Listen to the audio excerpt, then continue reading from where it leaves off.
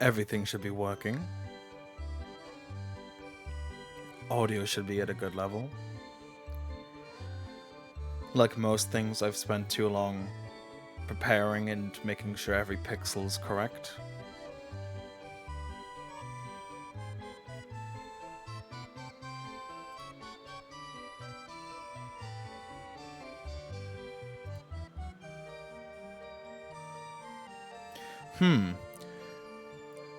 That's strange. Apparently, the audio transition sound blows ears out.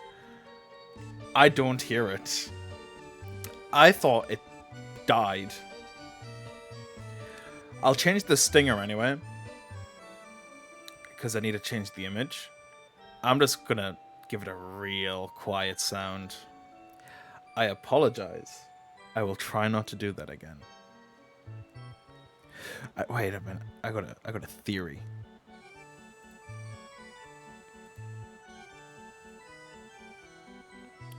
It's way too loud when I made it, but OBS doesn't give you the option to mute.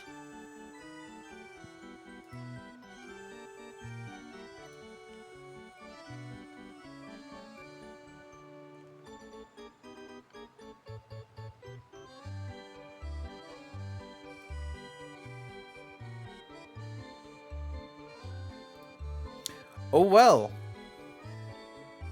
Time to begin. I will I'm very not used to commentating and talking to myself. It feels weird and I'm nervous. But Klonoa, a 2.5D platformer from the PlayStation 1, later remastered on the Wii, has once again been remastered with the second game in the series. Just came out. Gotta say, just from the little bits that I've saw, I love the character designs. Like that thing at the top right, that thing that looks like a Digimon, love it. Klonoa, great. But this was once described as basically Sony's Kirby.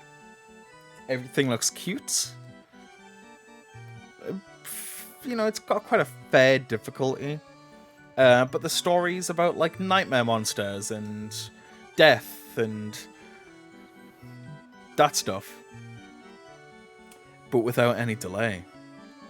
Let's begin.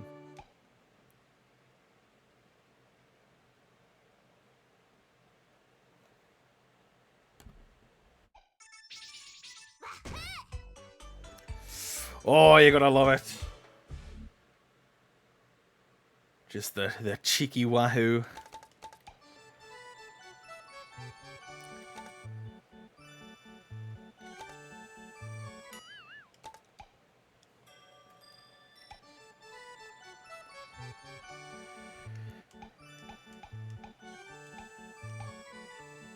Wind bullets fly further.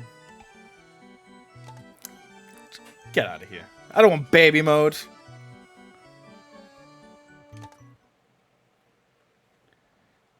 Torture me.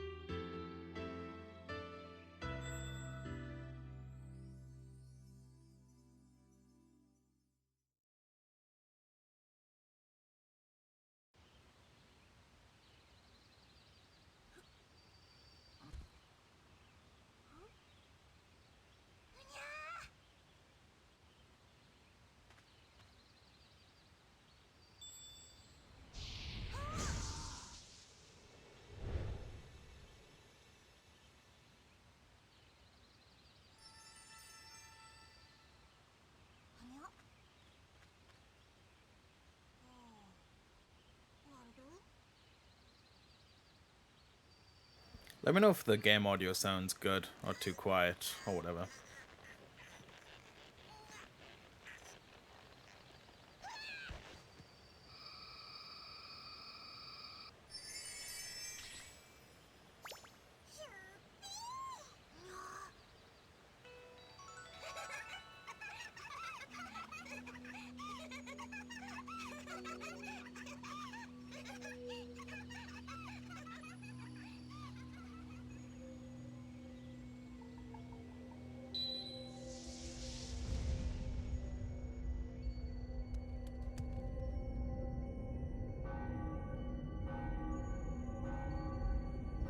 24 hours remaining.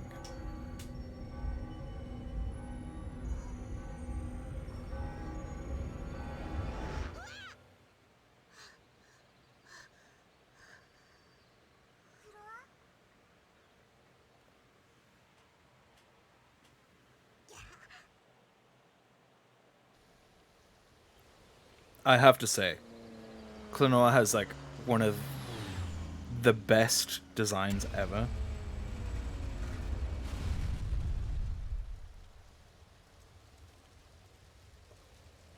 They are adorable.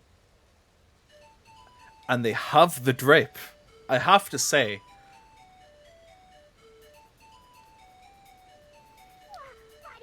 I mean, as well as a huge fan of Pac-Man. Pac-Man on the hat? Great.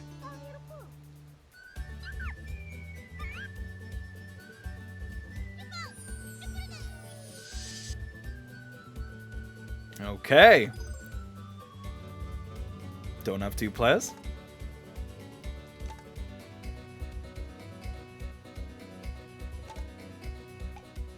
Okay. So, I'm sorry to tell everyone this. The main concept of this game is inflation.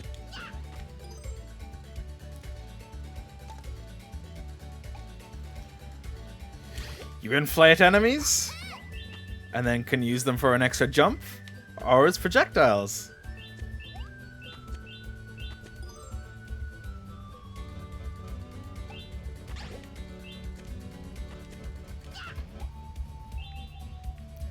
But with Klonoa being a very early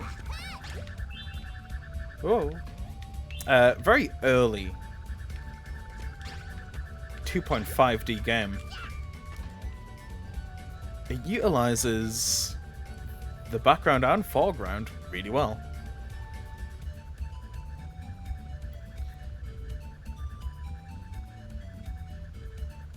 Okay.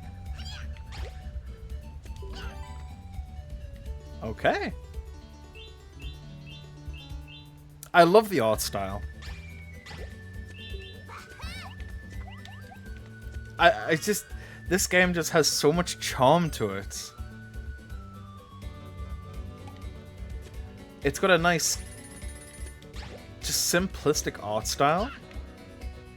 Nice music.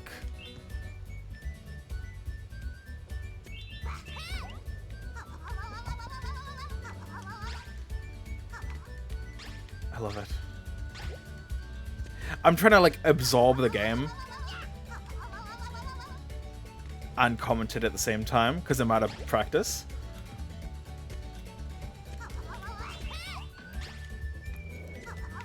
Why? Do I need an item? No! I didn't want to do that.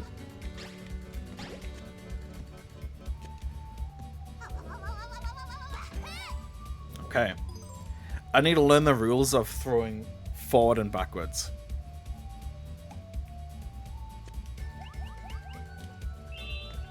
I'm not sure what the collectibles do. If there's a good end or a bad end.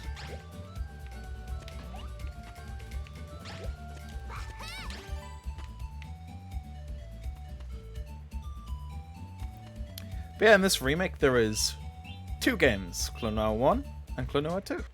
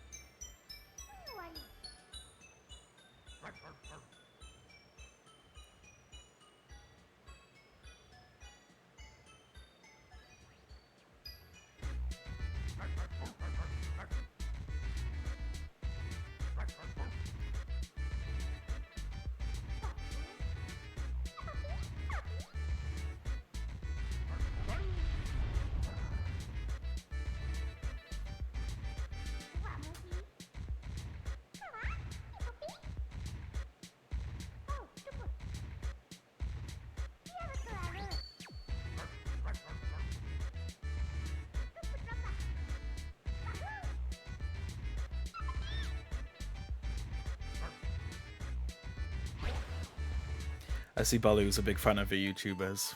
Even made an entire statue. Dedication.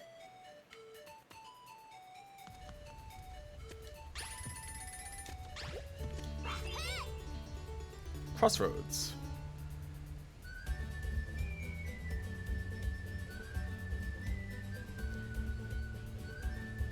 The path down progresses forwards. The path up may have items. Whoa.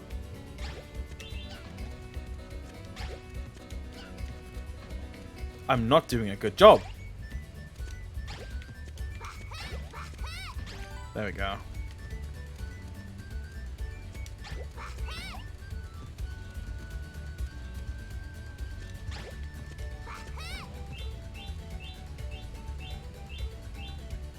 But so far, it just really feels like a nice, feel-good game.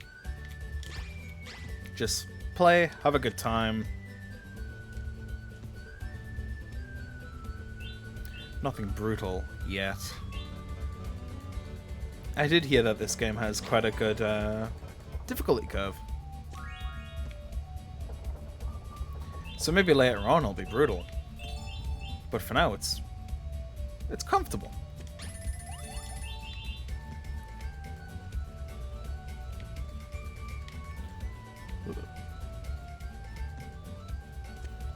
Something I've saw praised with these games is, so obviously it's a 2.5D platformer, so you'll be seeing lots of things in the background. But most things you do see in the background, you will eventually visit.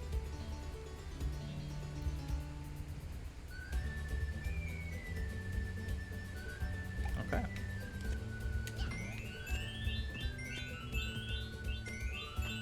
Is this timed? Yes. So you...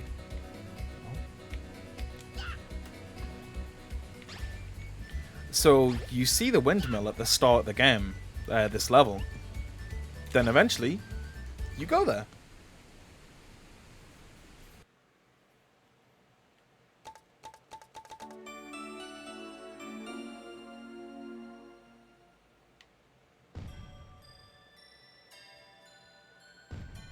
It was 6 in every level, right?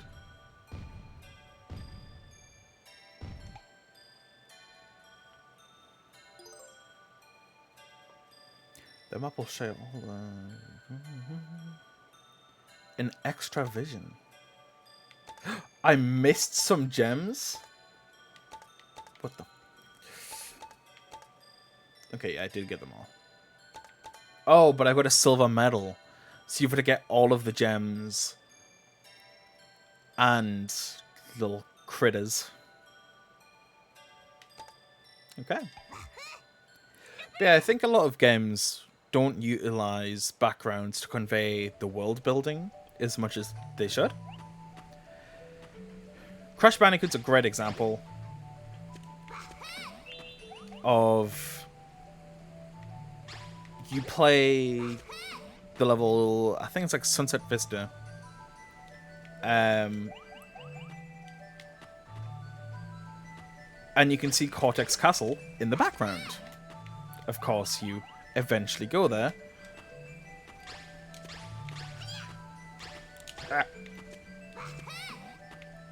But with this game, you outright go to places that's in the same level. Okay. No! Okay. Unhappy. This is the hardest game ever made. Oh, maybe I'm just bad. Maybe I'm out of touch.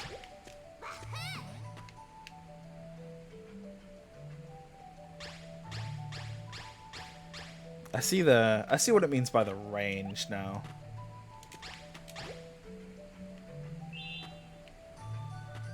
Please don't say I've been wasting my time.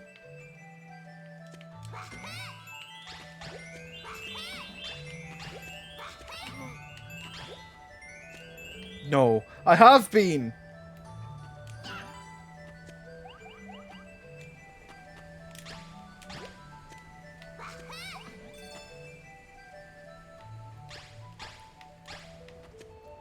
Very cute enemy designs. Whoa! Whoa! Very cute enemy designs.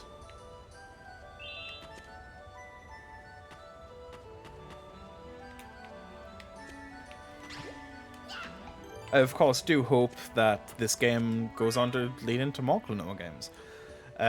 Because I know there's this one, then also, I believe a Game Boy Advanced game.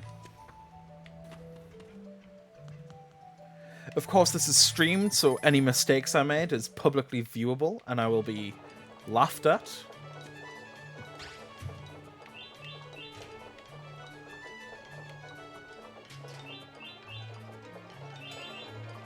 If I miss any crystals or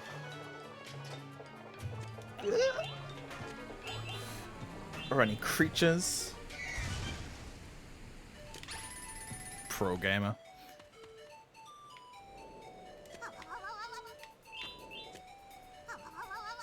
But yeah, this is my first time ever playing a Klonoa game. I just never got the chance to before. It seems like enemies respawn, so you're not really severely punished for missing anything, which is good. Like, if you miss a throw, it would kind of be a shame if it was just outright like, oh, fuck you.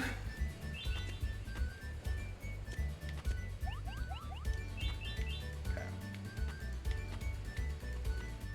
I don't want to progress. Okay, you've got quite a good sense of freedom. You can go in and out of parts of the levels. It's not just, oh, you went into that cave, you fool! Oh, look at, oh, I love it. I love it. Look at that. It's just the freedom of access, just...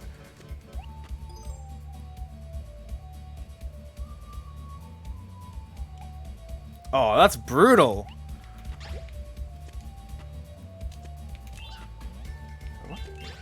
Oh, you have to find them then? Okay. So bubbles you can just burst automatically. Eggs need to actually be smashed open. Okay, so now I'm confused though. Is that where I was before? So there's two different routes. But then they both have checkpoints. So will I have free access? Whoa! To go back to where I was before?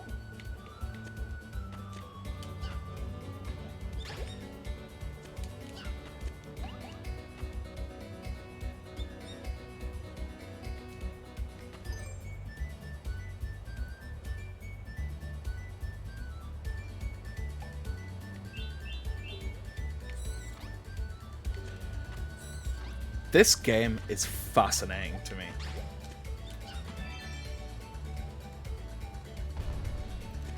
Yeah, I love the art style in this game. But then just the freedom of like, oh, hey, go forward, go into these different areas. Ah!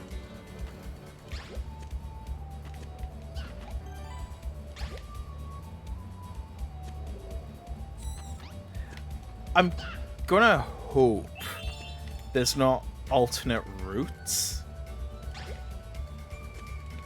so I'm not able to completely miss things. Maybe this will lead me to where that other exit is.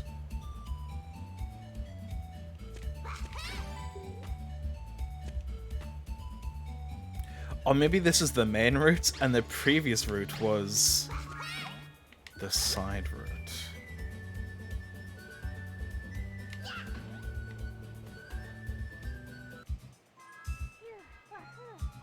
Oh well.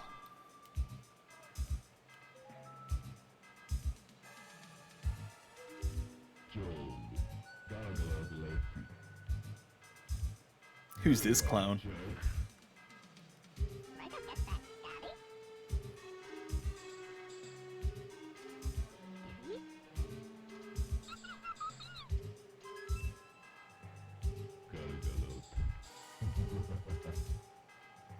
Damn, that character looks so out of place. Everyone's like a cute creature. And then he just got... human. Well, they don't look like a human, but the most human thing I've saw. Also, none of that.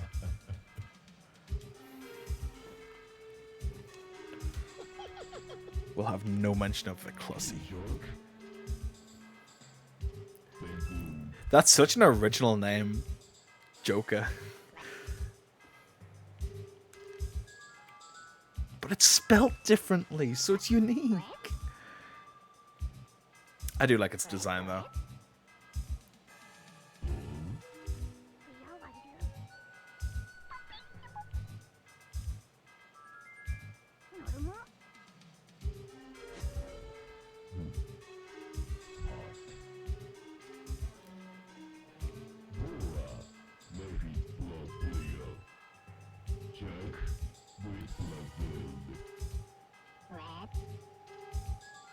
Can you wait while I go and get that other collectible?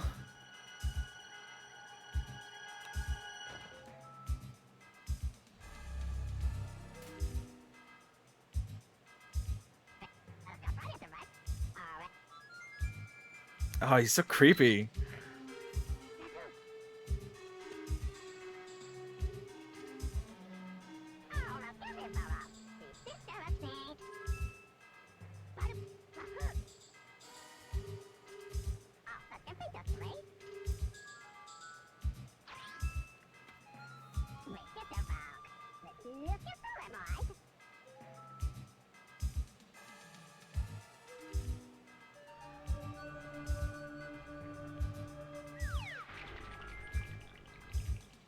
Yo, he got a Digimon? Oh, that's big. It reminds me of a taco. I'm hungry. Aim for his rear. I'll be having none of that. Whoa.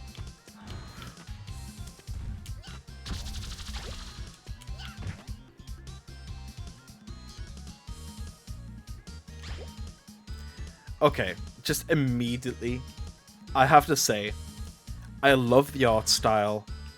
I absolutely adore the designs. Klonoa looks amazing. These monsters look amazing. That little Joker dude, love it. I'm an instant big fan and supporter of the series. Oh!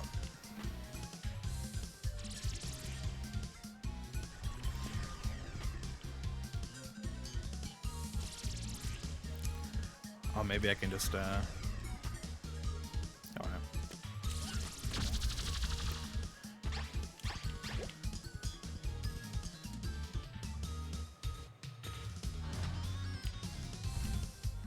yeah.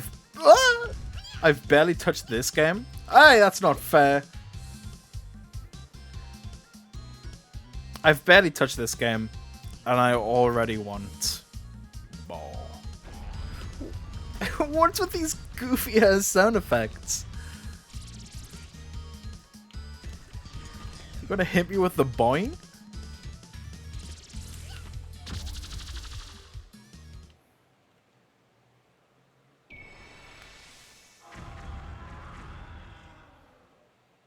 It fucking blew up. That was dramatic.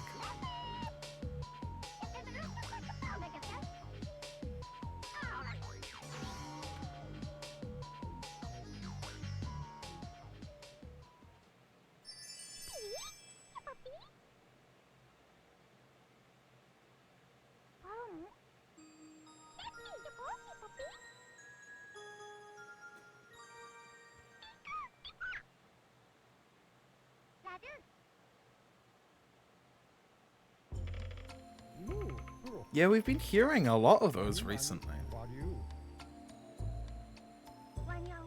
I did hear a sound effect that, like, in the opening cutscene that's sounded very familiar.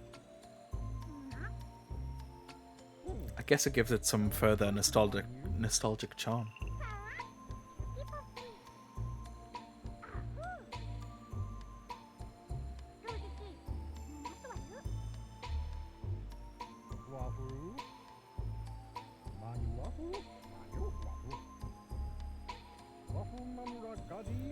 I want to eat that, like, fairy thing. It looks like a magical blueberry.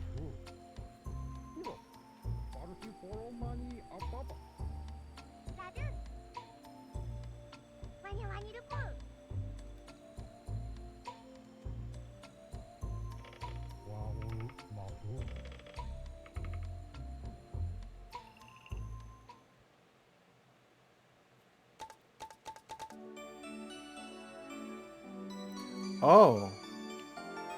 So that's all one world.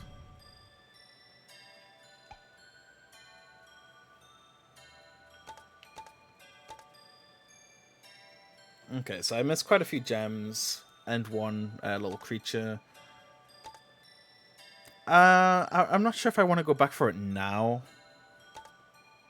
Oh wow, I'm moving quite far ahead there.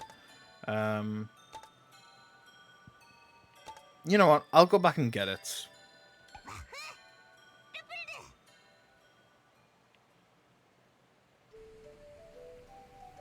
I do like what I did at the start of the stream, where during like the preparing phase, there is a 3D rotating version of characters just kind of spinning around. Now, it's going to be difficult to do, but I really like the thought of having something like that for each game I play, but that's not exactly viable. So, like, if the next game I play is, like, purely by example, like, Sonic, next stream I'll have a little Sonic spinning around. But that requires access to a lot of different models. A lot of them not exactly available. So I think I'm going to skip out on that idea. But if it's at all possible, I'll try to include a little... I'll try to include a little thing representing the game that I'm playing.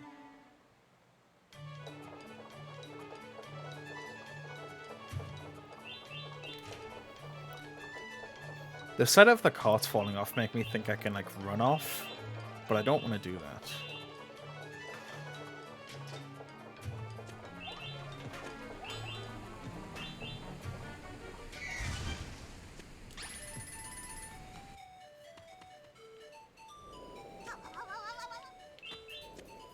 I remember hearing some music for this game in one of the trailers, and outright, it wasn't the best.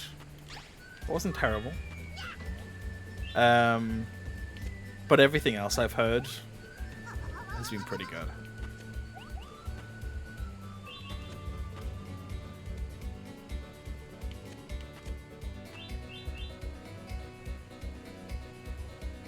Okay. That is the cave I didn't go into, so I shall do it now.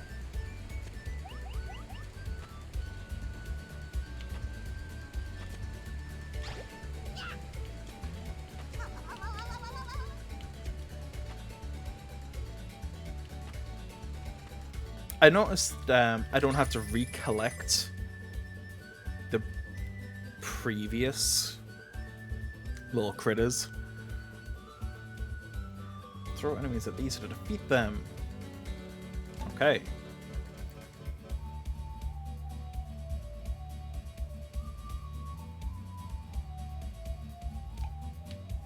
Wait, so... Oh, I can inflate this one, but you can't defeat them unless you throw. Gotcha. And then it's a dead end, so... I see! I did that in a bad order. Wait a minute. Because there's a final counter for those gems, maybe you do need to be precise and get the ×2 in order to get the max count. If so, interesting. But at the very least, I've gotten all of the little creatures.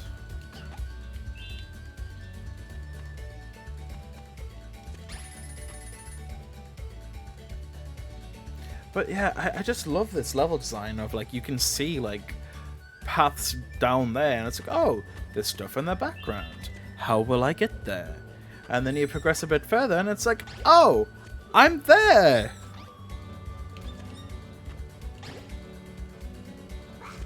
Oh. With the power of inflation, there's nothing we can't solve. I'm not gonna make things weird like that. I'm gonna stop. This is an innocent, cute game.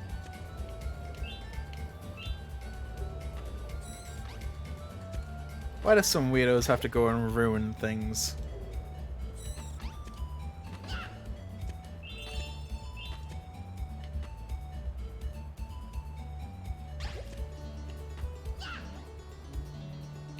I'm going the wrong way.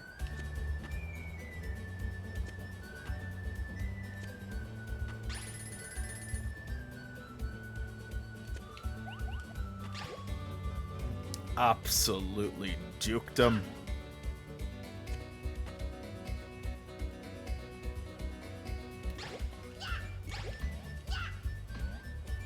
Oh, I'm gonna have to do the boss fight again. I'm a master. Interesting voice.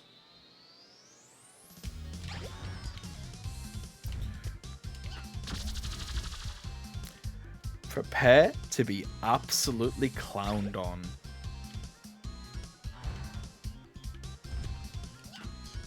Oi! What do you think you're doing?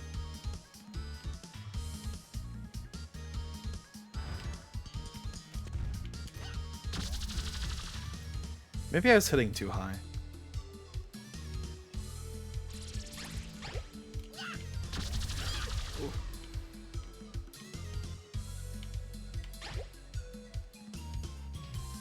Go on. You're gonna hit me with the boing? No.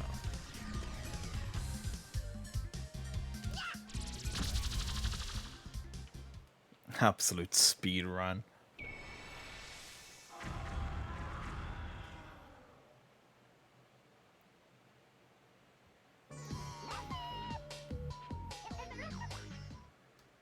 Okay.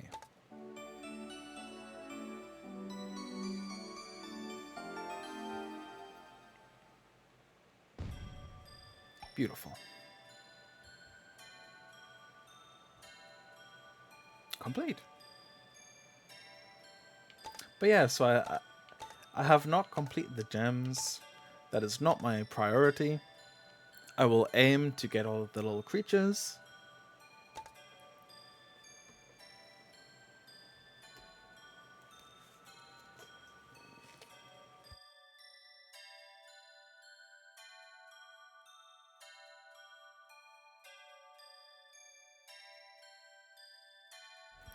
Take a little sip of my gamer drink.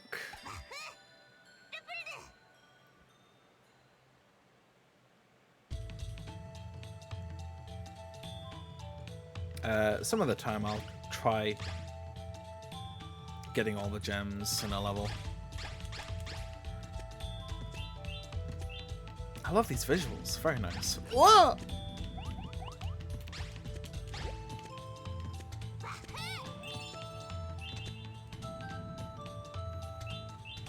Yeah, these levels look so nice. As you can see there, you've got multi-layered enemies, like enemies attacking from the background.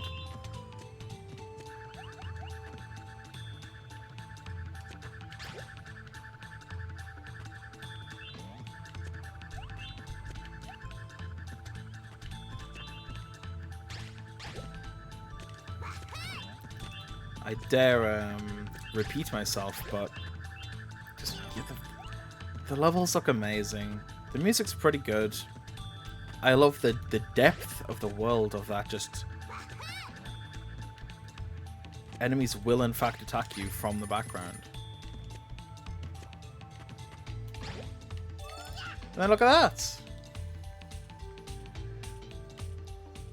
I've got the freedom myself to retaliate.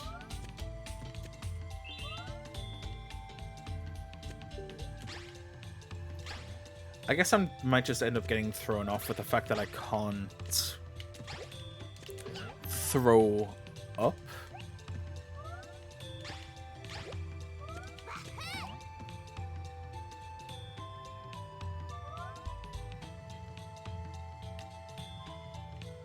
Oh, yeah. Okay, so can I jump on you? Cool. Oh, shit.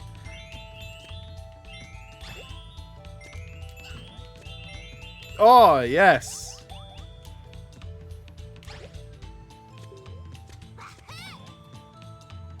How do I get there? Oh, that's the exit. Okay. There's stuff over there, but it feels like a lot of times I've just gotta, like, hope. Oh, I'll be there eventually.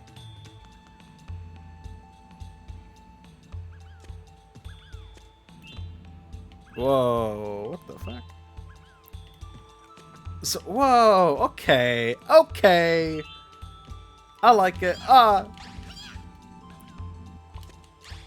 like it. Stop! You little bastard. Find keys to open locked doors. Okay.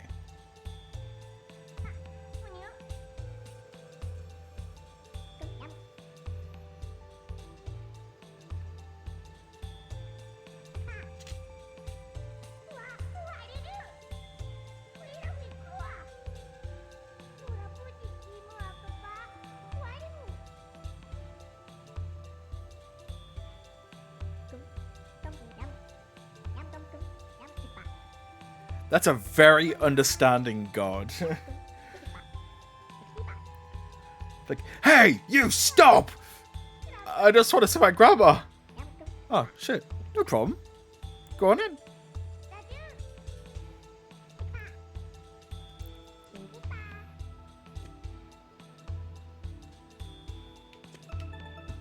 It's very polite. Again, I do not want to progress. Oh, I see. I'm also at risk of death.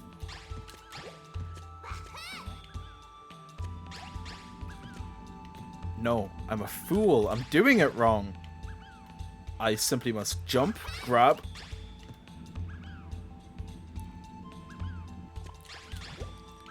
Okay. What if I... No. What if I...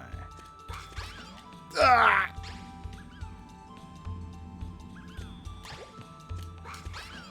No!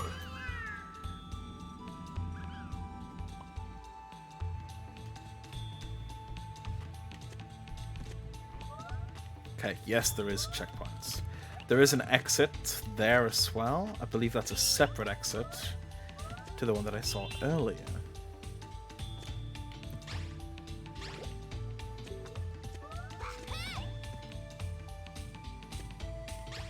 Ah!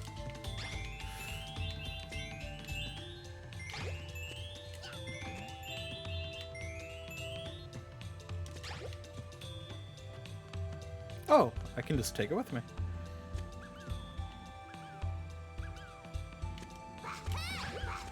No! Yes!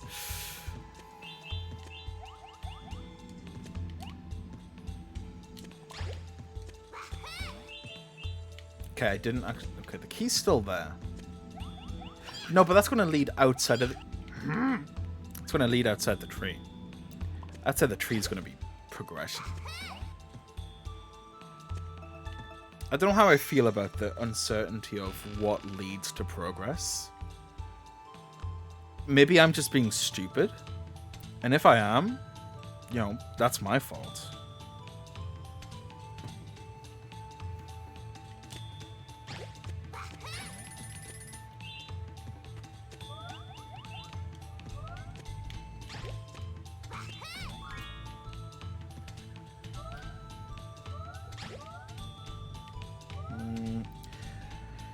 I'll go check.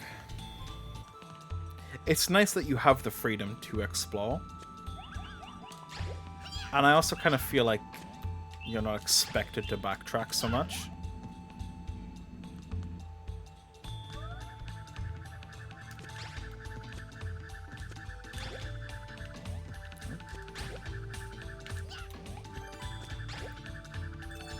I see, it's just a little detour.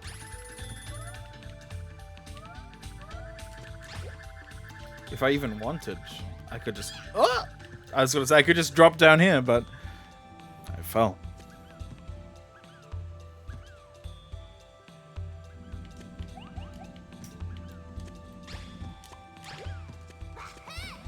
I'll be taking my time to begin with, though. You know, I'm learning, I'm learning.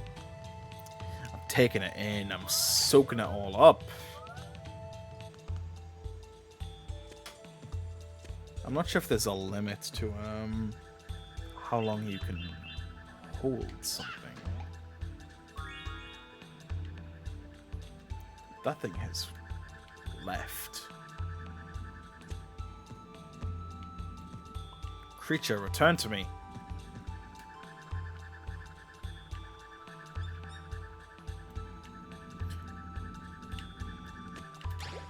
Okay. And go.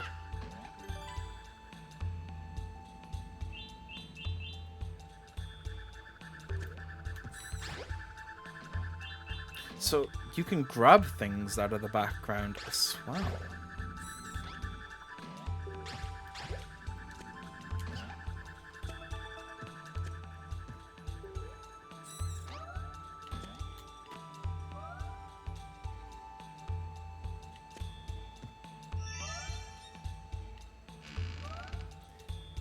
I believe this is going very well.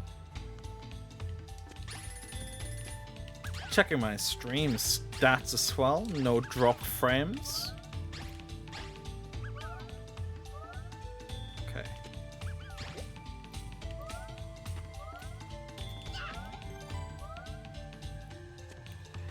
I've got quite a high bitrate set based on recommendation from OBS, but the stream should look good, and it's not murdering my PC, which is bonus points.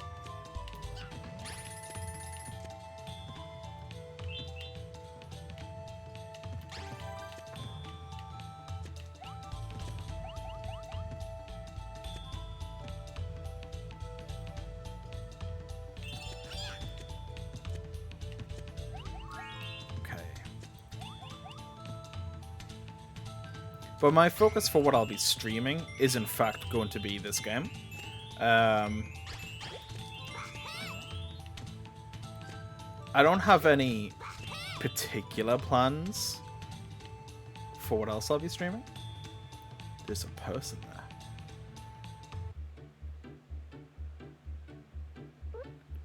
What? It's a soldier, but it's got like a tail, but like a humanish head, and then like little weird feet.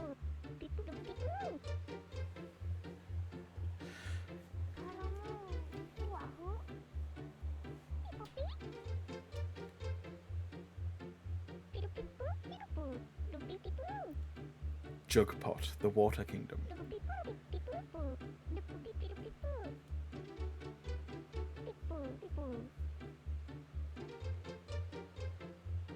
Throw him.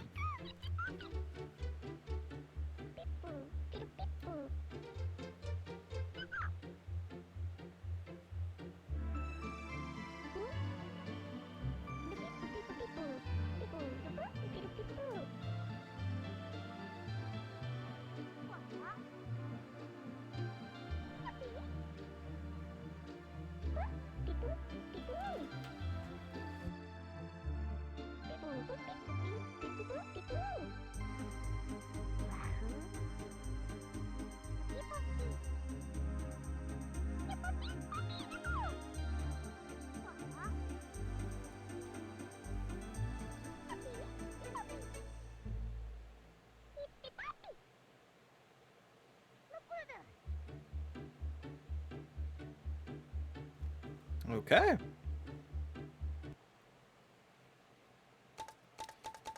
Yeah, current stream plans is this game, obviously Klonoa 2, and then I've got my ultra massive list of games to play. I think it'd be better to go through that list while on stream. Two birds with one stone, you know?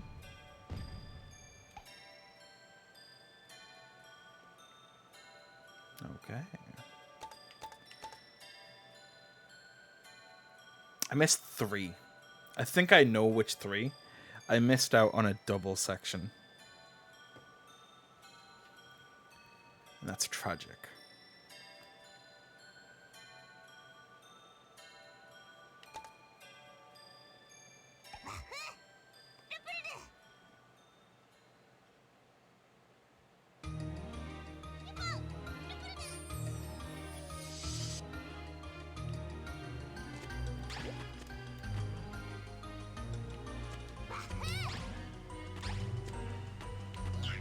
Okay, wait, does that actually hurt? No, it just pushes.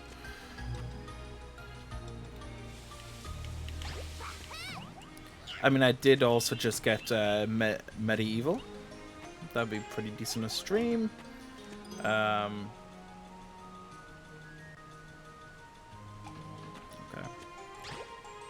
What the fuck are these?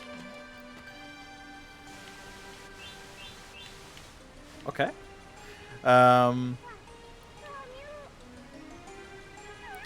But basically, I have hundreds and hundreds of games to play through.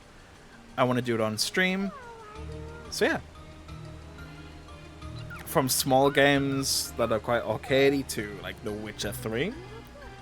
It'll be great to experience those games, but to then also do them on Twitch. So people can watch along. My whole philosophy's always been to, I enjoy sharing like experiences. So if I'm playing a game and it's like, whoa, that was poggers. The people watching then can also go, whoa, that was poggers. And have a little giggle about it. I certainly know that some games are going to be better to stream than others.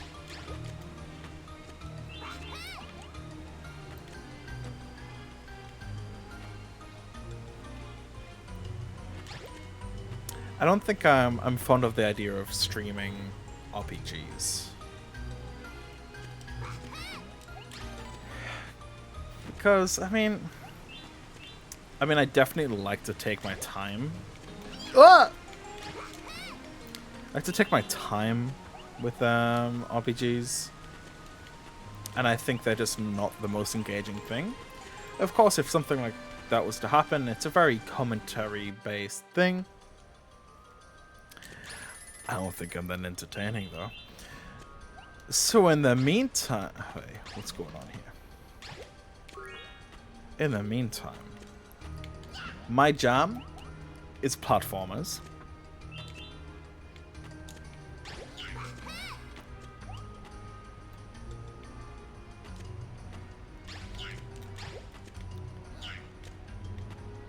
Ah! Wait a minute. How? What? Wait a what? But they're not respawning. Oh! Wait a minute. Oh. So, if the ceiling is just a set height like this, you cannot transport enemies. But if it slopes downwards, you can squash them.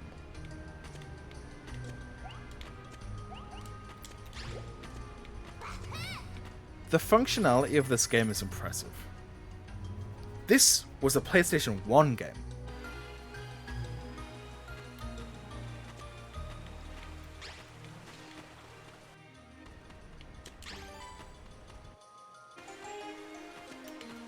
Oh! Okay. No problem. That looks like level progression.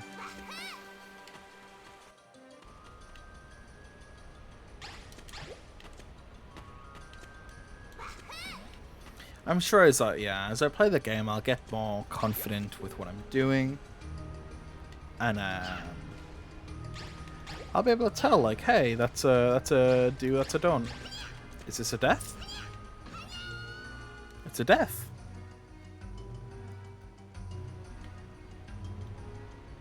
Okay.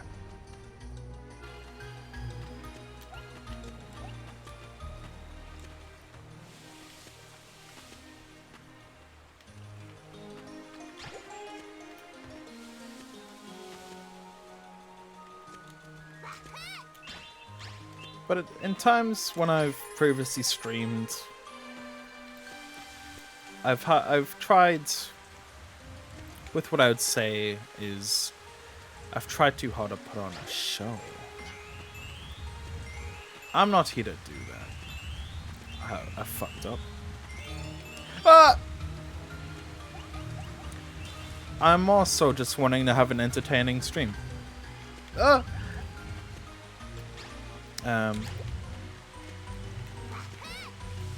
Under different circumstances, when I've streamed in the past, I've had the very, upbeat voice, and I feel like a lot of people when they stream, they can provide kind of a more exaggerated form of themselves.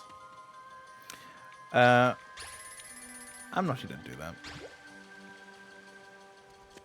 I would say, in a general sense, I can be quite excitable. But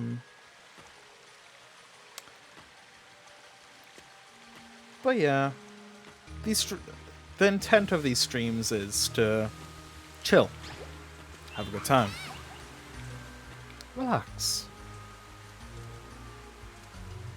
play some fun games, talk to chat. Chat can talk to me. It's a grand old time.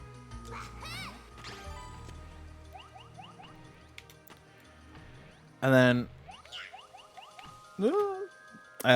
where I can, incorporate a bit of artistic charm. I'm an artist. I draw.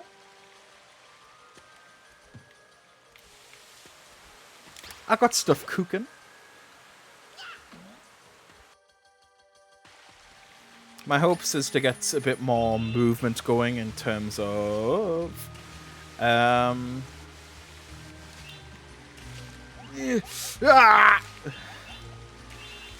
bit more movement for what's on screen. Swing the preparing stage. Have a little bit of little animated dancing, virtual.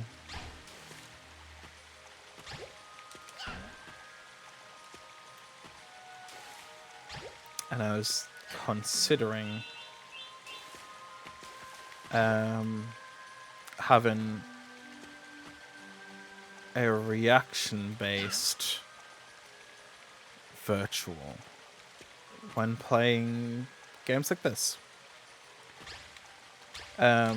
where I would program it, and those don't hurt, but they stop being inflated. So I wouldn't want something too distracting, but I was thinking of maybe having a little animated virtual, just maybe at the bottom right of the screen. If I die in a game, virtual blow up. Or in an otherwise normal circumstance, I'll have a little ad animation. Be happy. Hit that default dance. Just small ways to liven up the stream with a bit of personality. No, please!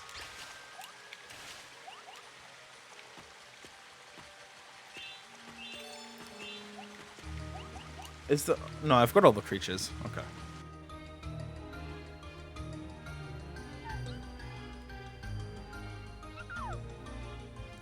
The main focus is the creatures.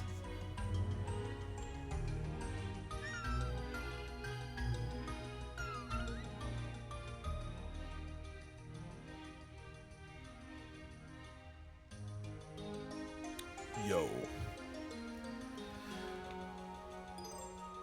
Flip the switches.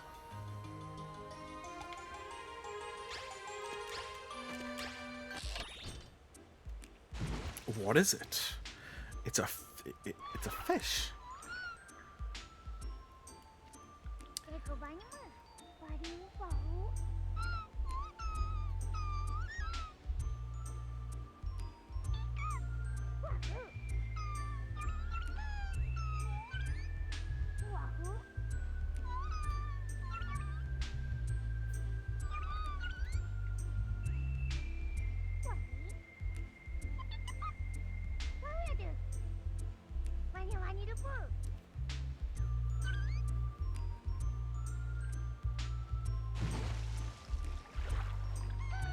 Wait, is this going to be gameplay?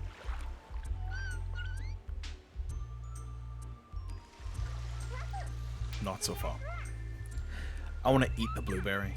I want to do it. If there was a giant magical blueberry in front of you, you would consume it. You would.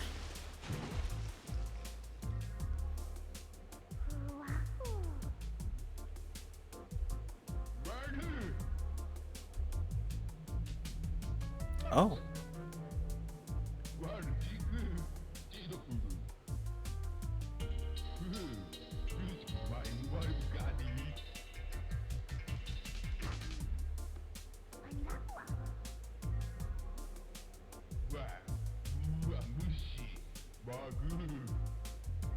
Ah, so I'm guessing there's a boss battle every 2 levels.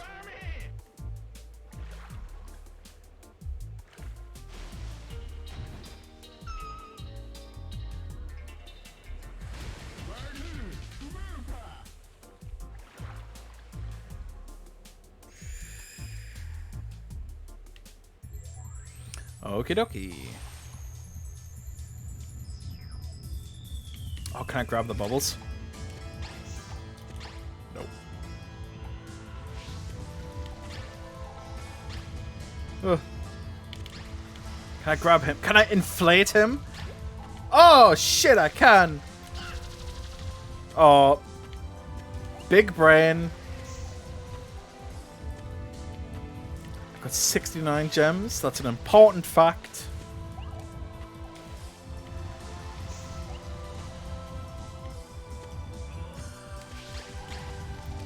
Oh! Oops. I was wondering if you could throw them into spikes and that would damage them, but I guess you gotta murder the mother.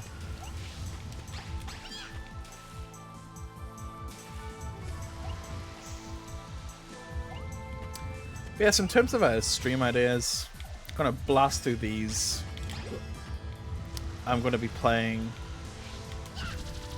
I might do Medieval on stream. I think that'd be a good idea. Pokemon Scarlet. Pretty much. Planning to do that.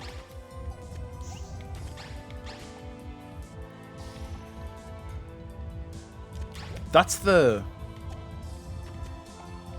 current plan.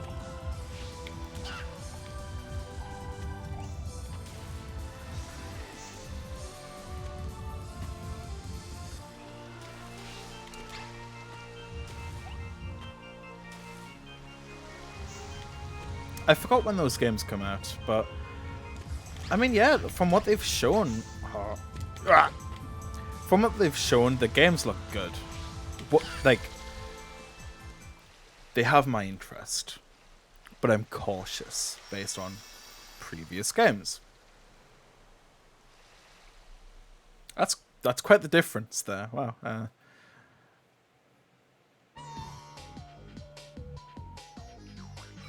Oh, they were like possessed as well.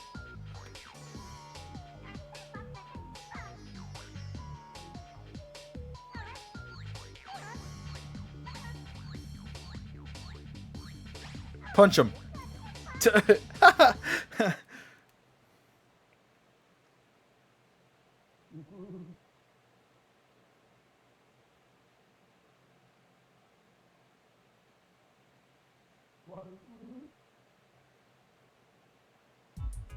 Very interesting stands for the characters.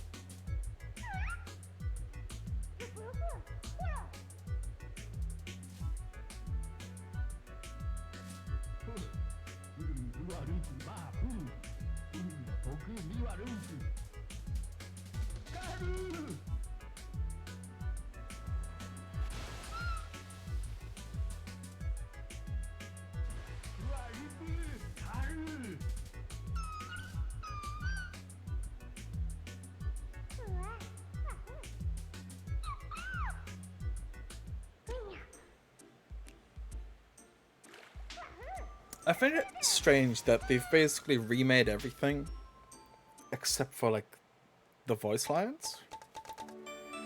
And I don't have an issue with that. But maybe there's just some extra charm in the classic voice lines.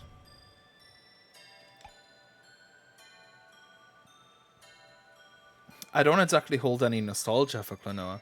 I've just had a strong desire to play through the games for a long amount of time. And this has been my only like opportunity to really do so.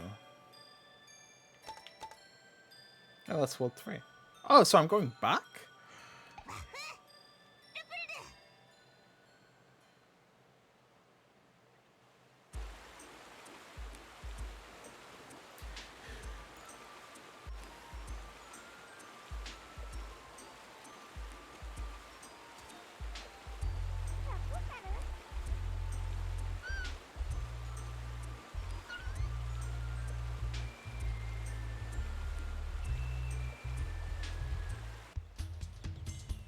Okay. Something I was recently thinking about. Oh. Something I was just thinking about in terms of remakes. I mentioned Medieval, where that game, in fact, it is a remake.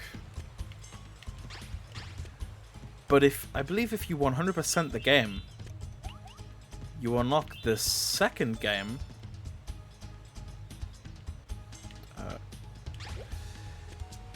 You unlock the original game as a bonus. And things like that, that effort is amazing. You know, you have Spyro, where you can change the music to the original soundtrack. I love that. Yeah, all remakes should have things like that.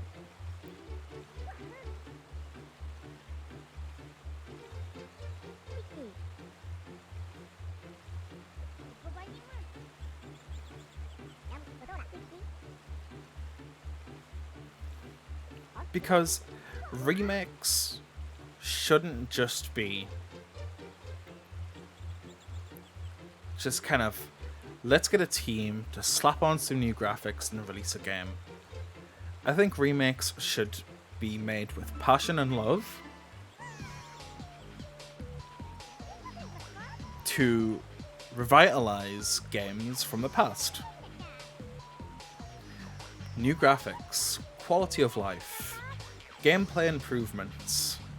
But I think the ultimate love letter that you can give fans of those games is a brand new remade experience with also the option to play it just how they remembered with the original.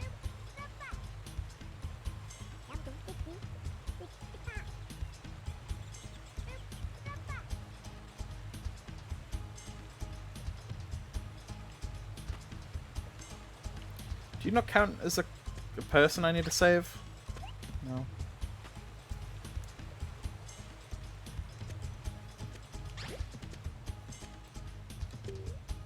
Oh, shit.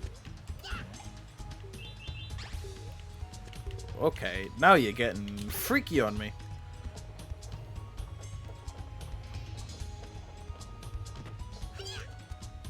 I didn't see that. Alright.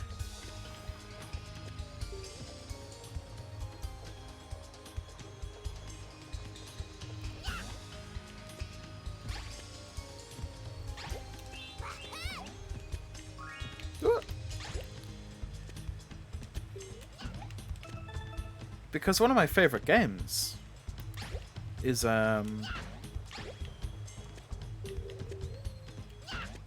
Crash and Saint Trilogy.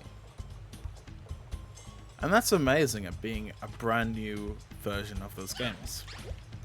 But unfortunately, it doesn't include any of the options to have new, the old music, or play the classics or anything like that. It's not a deal breaker by any sense of the means for me. It's just a nice bonus that would have been appreciated.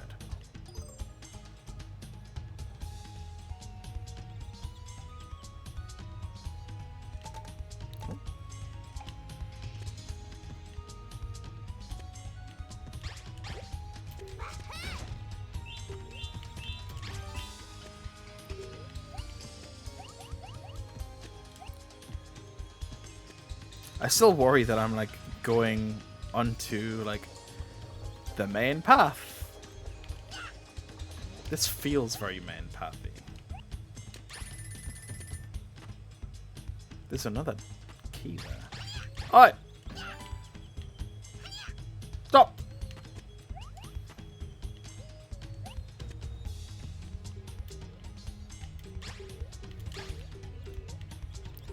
And not to get into this huge, massive debate, even though it's very easy to do.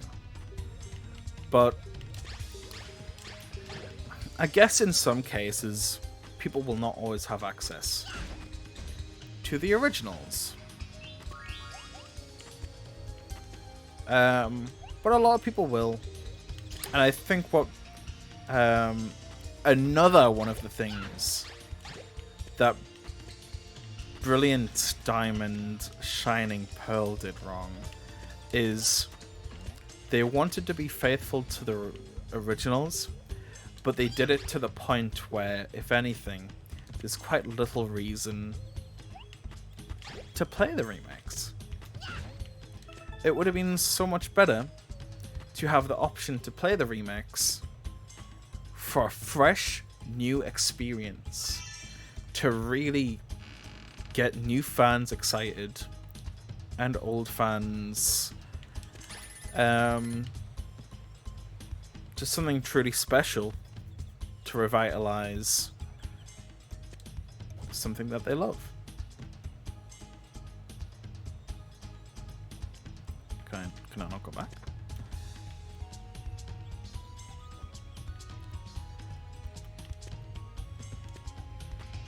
Okay, that's a shame. I can't go back. But yes, with Brilliant Diamond, I've still not completed it. I got it like on launch, but it's like one of the first Pokemon games where I wasn't like blasting through it and loving it. It was like, been there, done that. I wish there was more to kind of be impressed by.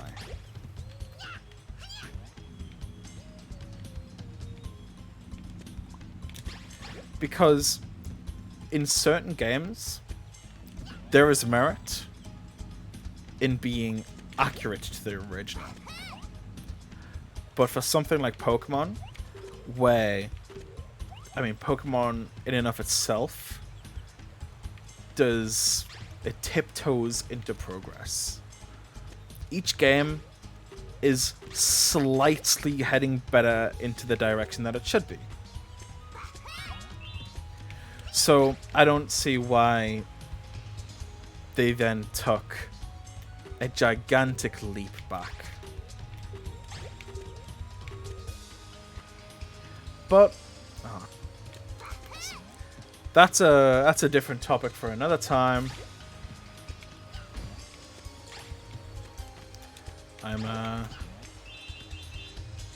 I'm sure many people have lots of strong opinions about that game, and I understand.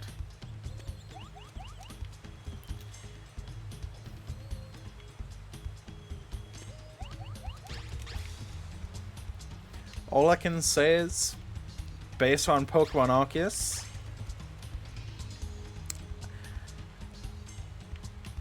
my hopes have been increased for Scarlet. And one of the first things I said when playing Pokemon Arceus and finding out, like, oh, it's a good game. One of the first things I said was, this could be a bad thing. Because they raised the bar.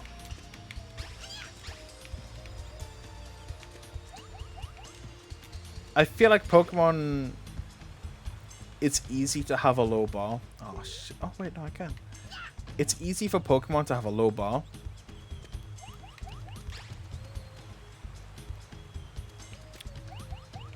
But Arceus showed what they are capable of doing. And Scarlet looks to be applying that to a main title.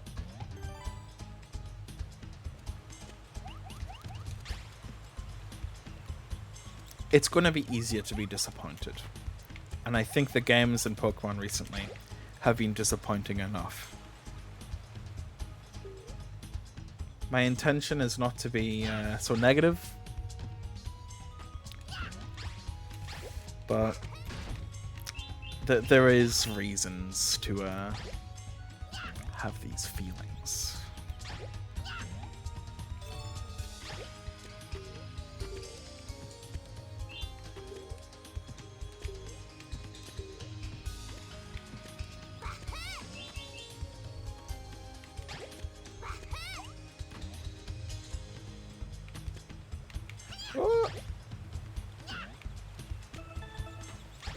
I think the difficulty for this game is pretty fair. It's still a very casual game. Nothing wrong with that.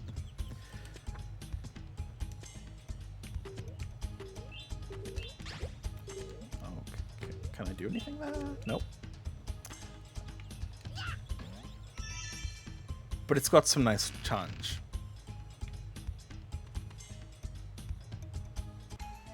Oh. Alrighty. Ah.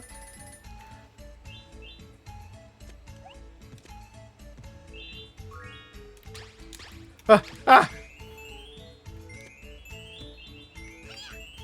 No! I'm a gosh darn fool. I missed the first person to free.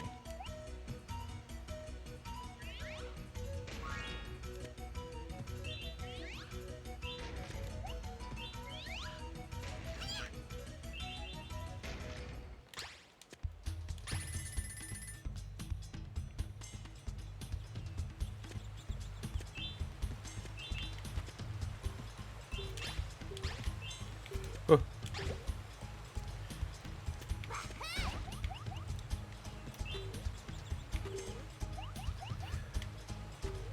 I will say again, like, I'm thoroughly enjoying this game. It is a lot of fun. My only concern is, what's the right route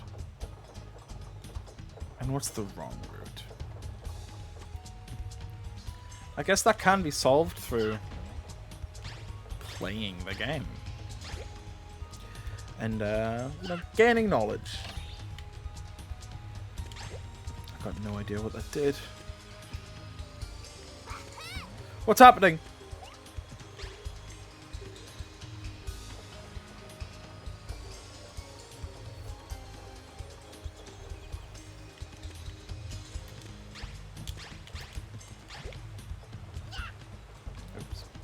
one here. Oh, I can! No!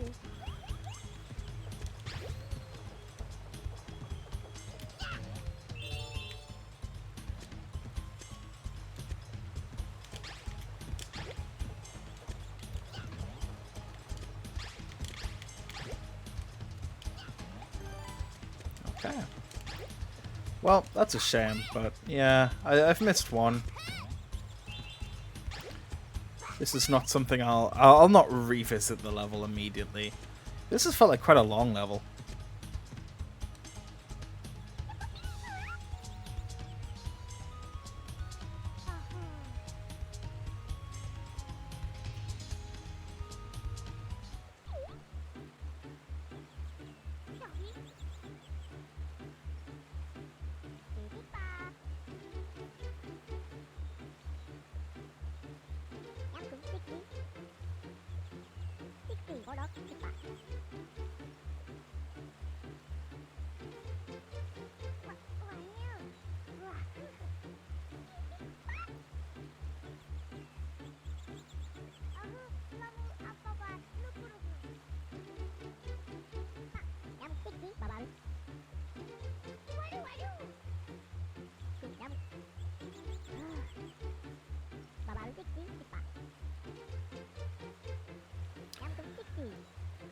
I was gonna say, are they gonna be like super trustworthy again? Where it's like, are you after Granny?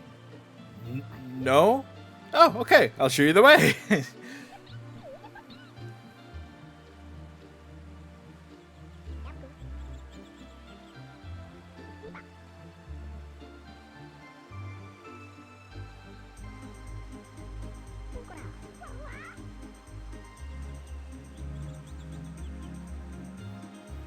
Another game that might be really fun to play on stream is Smash Bros.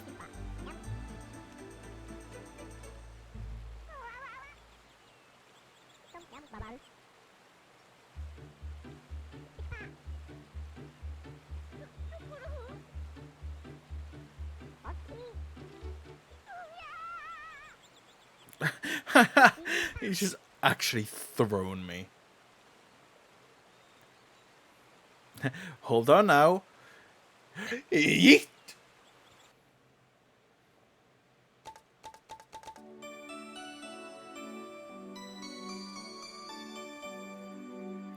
Okay, so I understand that each island's meant to be completely filled up. You'll probably have 2 visits per island. Makes sense.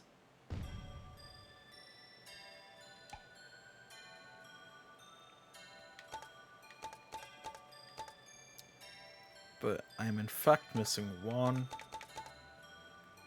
That's the next area.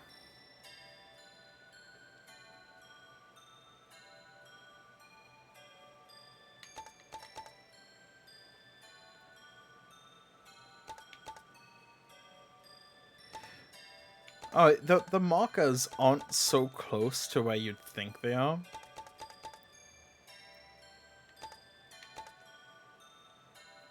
So the complete for 2-1 is the top left area. Obviously don't have one for here. I just feel like the complete should be like under the circle.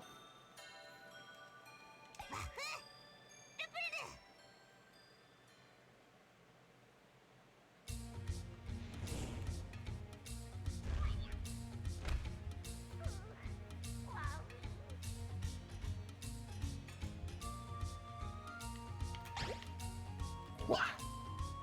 Wait, what?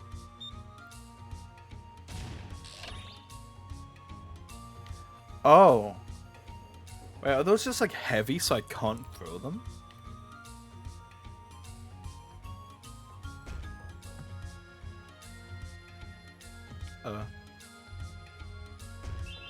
Ah, my patience was rewarded.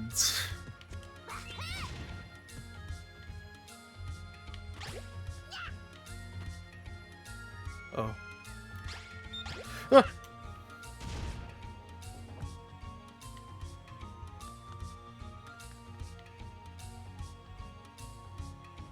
Oh, this is getting Way too maze-like already. Okay. I'm gonna do a full loop.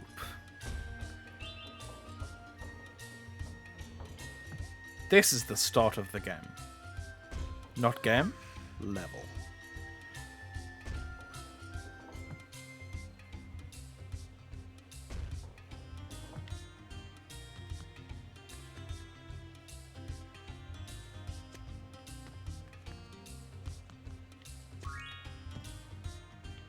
Okay, so I see that's a bridge, so I'll be going there eventually.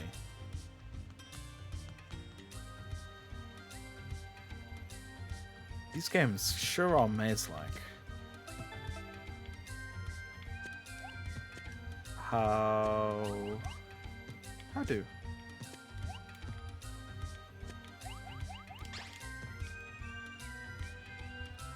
I guess I just have to come here from a different area.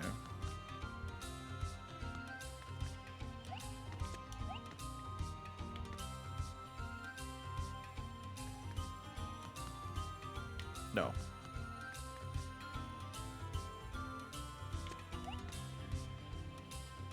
I forgot.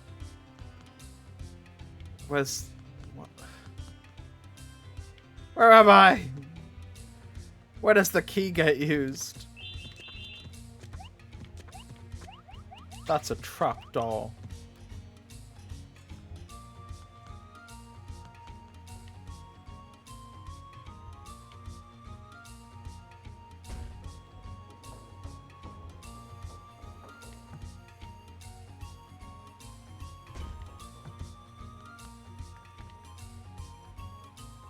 What?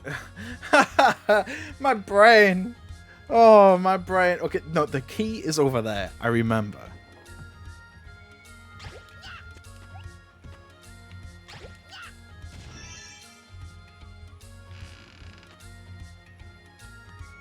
We got there.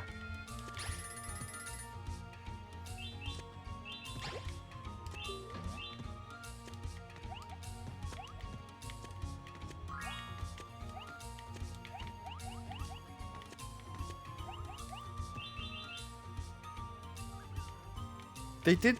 So, at the start of the game, it said...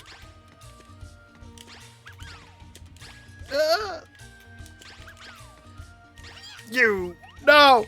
Ah! Okay. They said going up is for items, going down is for progression. Down is for death, okay? But when it said down is for progression, I'm not sure if it meant just that particular, that one singular route.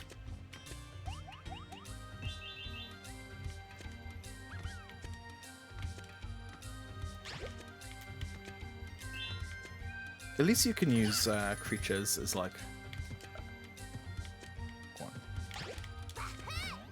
That looks so unsteady. I thought I like fooled the game. I was like, I found your tricks.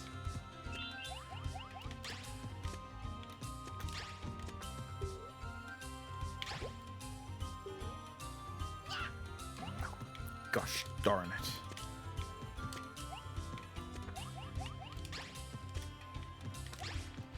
Come on. Wait, I can wait. Okay.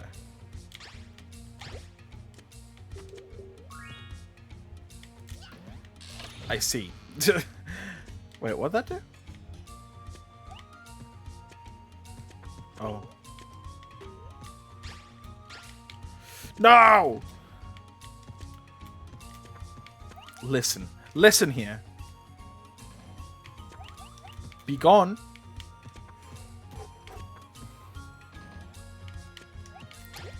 No!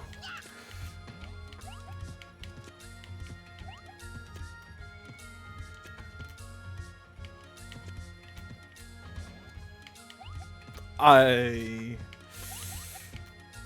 have issues with this.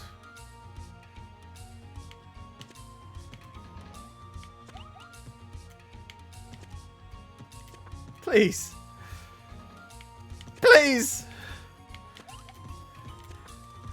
I'm not going around. Yes.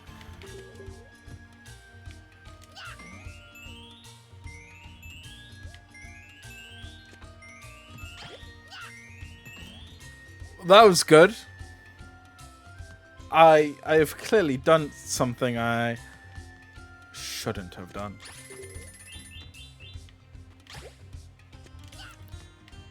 Wait, okay.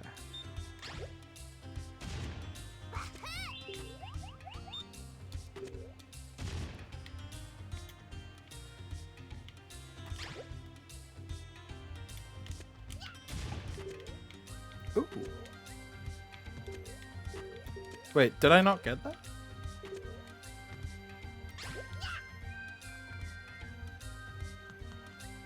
I've only collected one creature.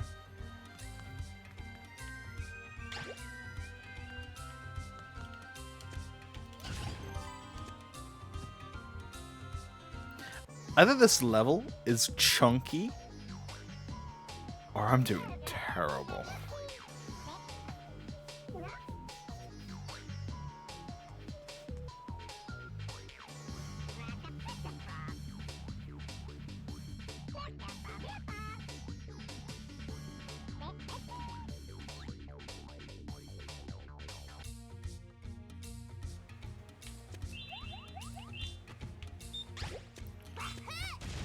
Yeah, my current thought process is either this level is massive, or I'm doing terrible. Whoa, what the fuck was that?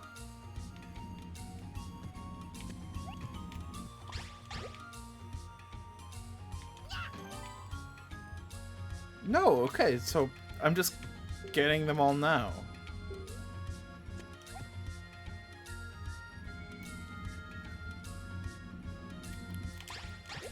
Gotcha. I need to think about what I want my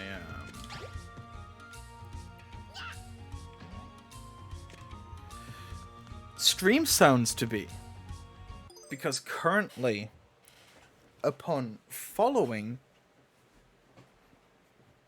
it plays a certain character's little catchphrase. But upon subscribing and donating, it plays a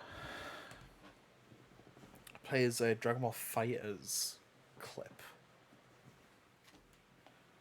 of Zamasu summoning Shenron.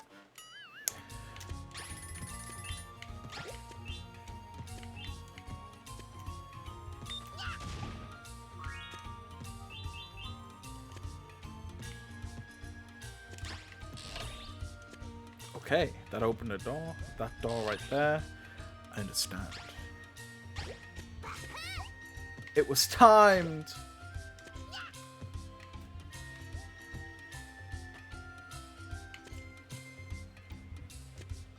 I see your tricks.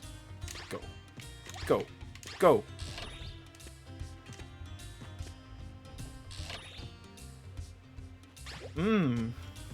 Don't go puzzling me. Wait, my brain's so fucking huge.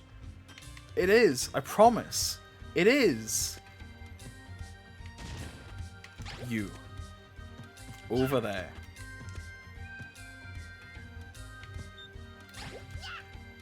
I'm here to redeem Biggest Brain Award.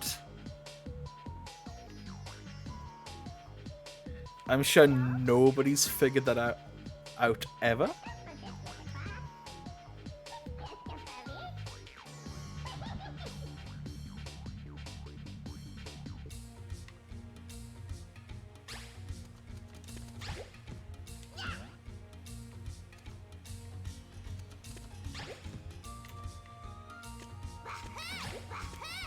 No!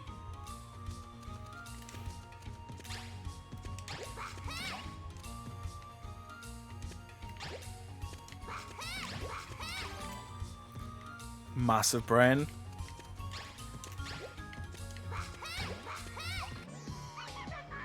let's actually scrap. Let's go.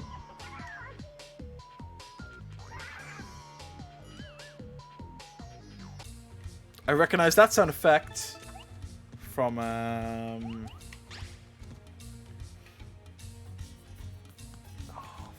shit, I cannot remember, but I've heard it.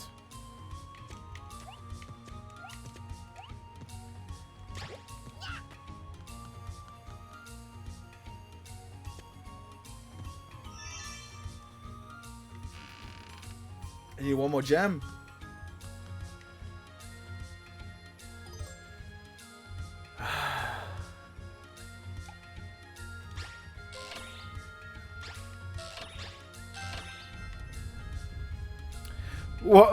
What am I? What did I tell you?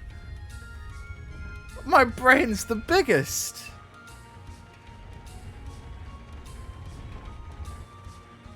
I see.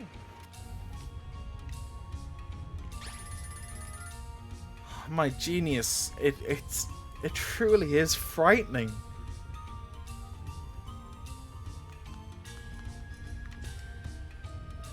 Everyone in chat, I just want to make sure, like, don't feel bad. It's not a fair comparison to compare your just mental sheer power.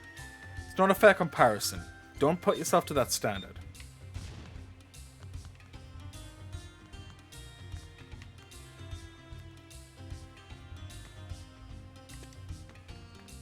Don't feel bad for being inferior.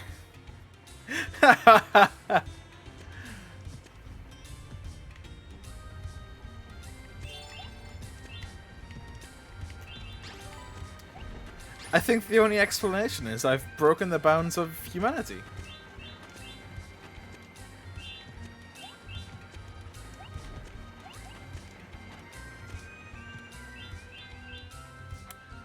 They're probably going to hire me and cast me for the new Matrix movie, to be honest.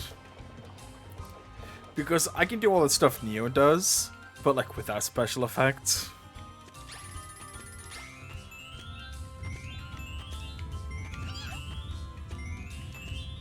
I missed one. That's not an intellect thing, it's a skill issue.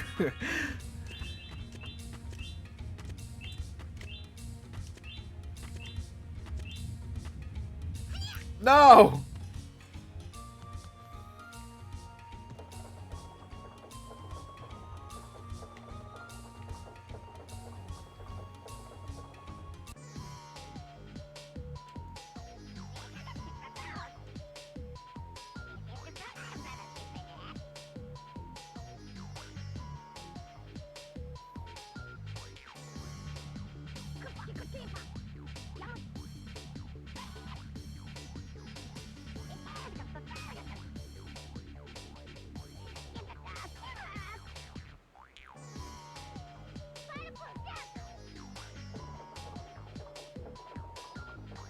I really like Klonoa's clothing as well. I know it's like just shorts with a big ass belt around.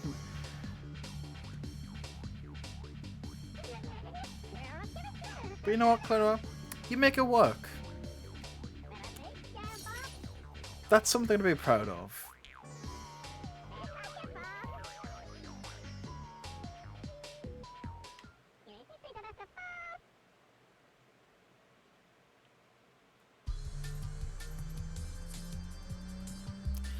You know, it's not fair that Joker gets Pokemon and I don't. Can I throw Granny?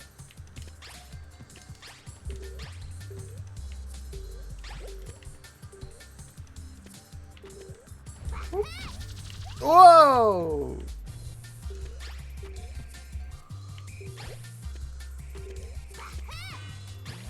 Oops. Come on.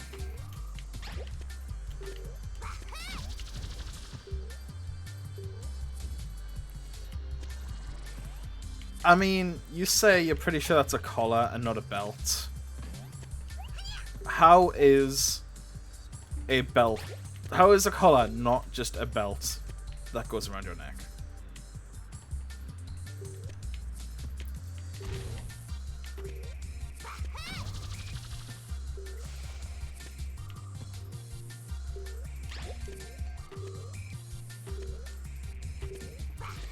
And also my logic is flawless.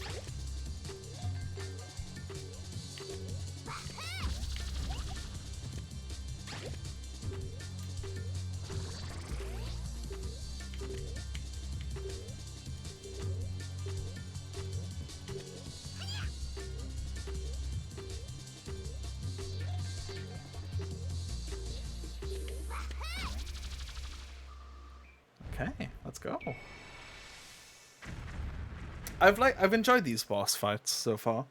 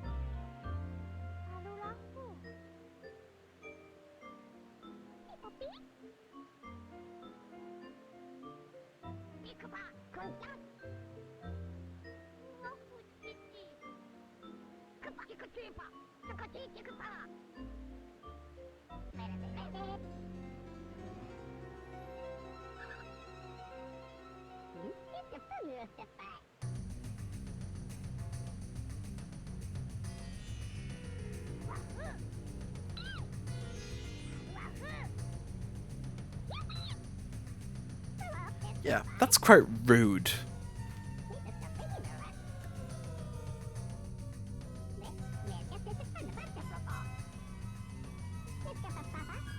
I can't believe Klonoa was doxxed like that. He's gonna get swatted! Run!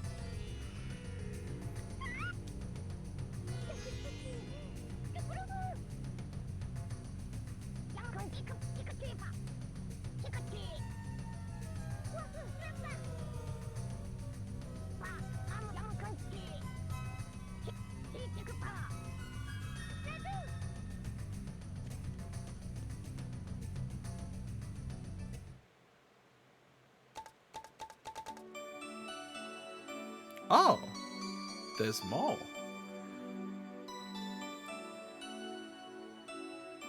Wait, did I get them all? I think I did.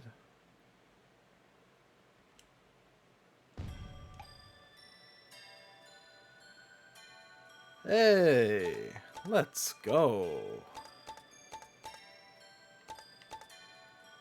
4-1.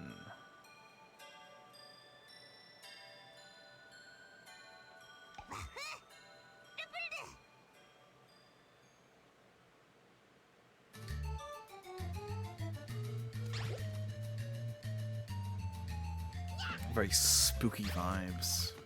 Not very spooky, but mildly spooky.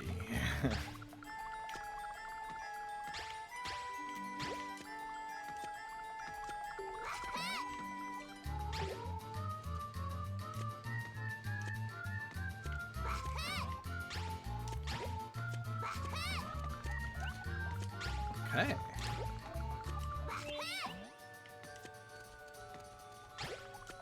Not sure if those. Oh! It looks like I won't be able to reach that yet, though. Oh dear.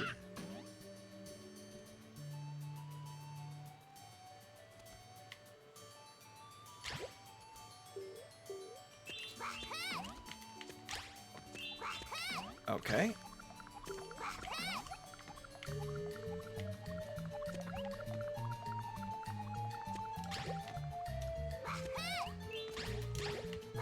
Not a problem. That's what we like to see. I don't like seeing so many doorways because it makes me feel like I'm going the wrong way.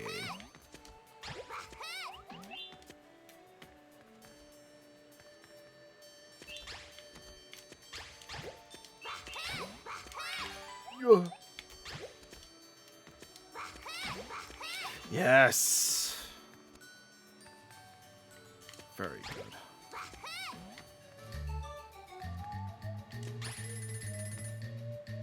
Ooh. My brain is in fact massive. It's not a flex, it's a statement.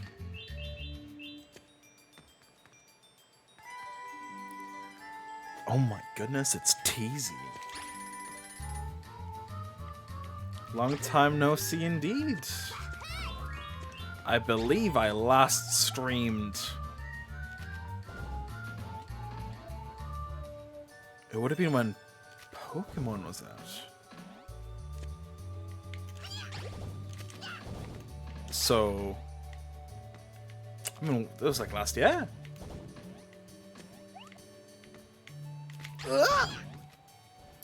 I am in fact doing good, thank you for asking. How are you doing?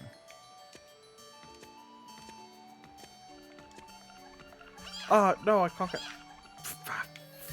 Feck.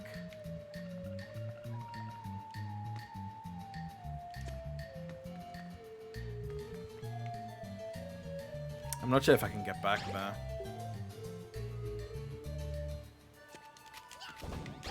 What?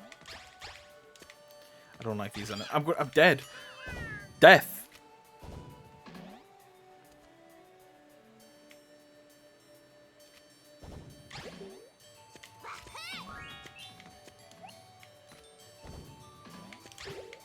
Okay.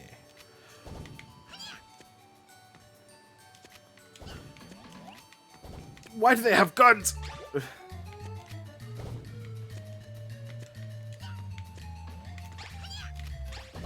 Stop. Stop!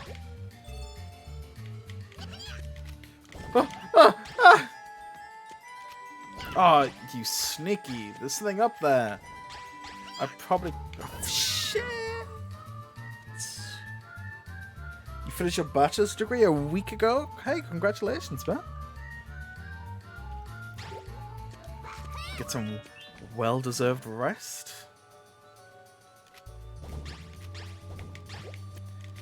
Maybe have some cheeky gamer time.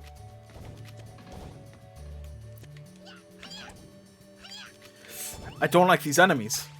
I disagree with their existence. It upsets me.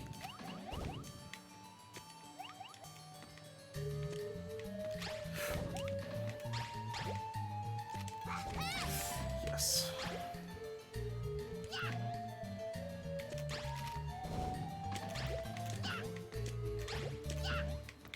So, now that you have some time to chill, got any fancy plans?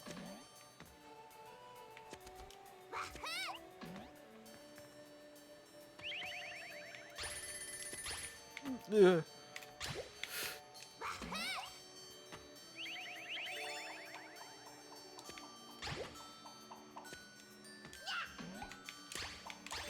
Can I not grab it? It's got a Dragon Ball!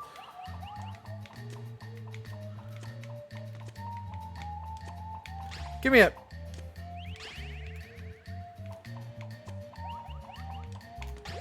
Yes!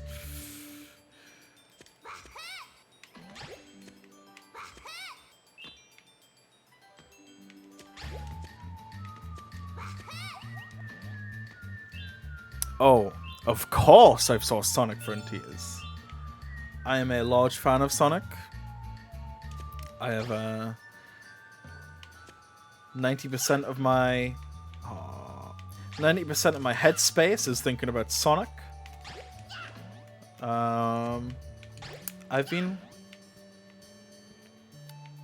watching with caution. There's things with that game that I have many strong worries about. I got many hoops.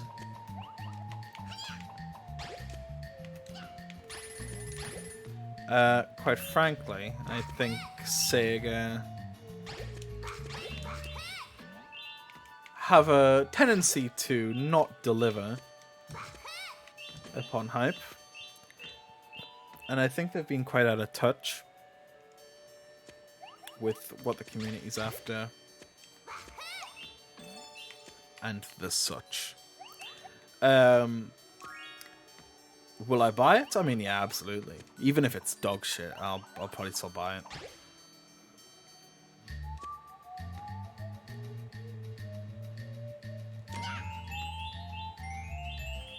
I'm a big fan of Sonic. I love the games. I love the characters. Love the music.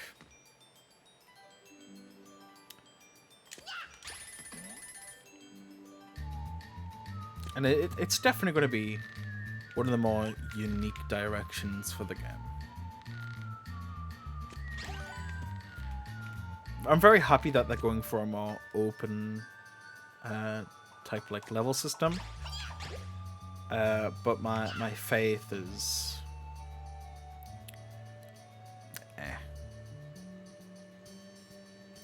I mean, hopefully, yeah. Like, I hope the game does well.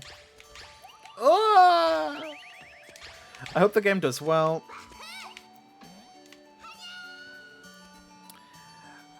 And they then take whatever criticisms they receive and they learn from it.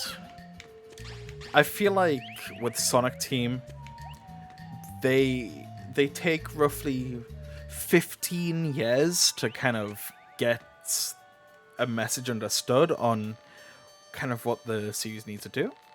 Even then, there's a lot that they outright refuse to do. Because I think a lot of people don't understand Sonic Team. For a lot of things, it's not that Sonic Team is incompetent. It's that they choose not to do these things that people want. People are screaming for a 3D, momentum-based Sonic game. They could do that, but they don't want to.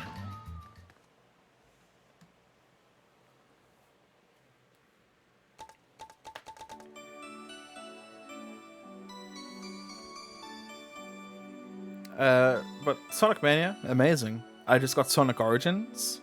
I've heard it's extremely buggy, and that it's due to Sega's bad management. But fortunately, through me playing it, I've had no issue. I think Pokemon is on the way to do good stuff. So if we're going like timeline-wise with our Pokemon, I think Pokemon Sun and Moon was the first game to kind of take the games into the wrong direction. Ultra Sun, Ultra Moon, that was a big no-no.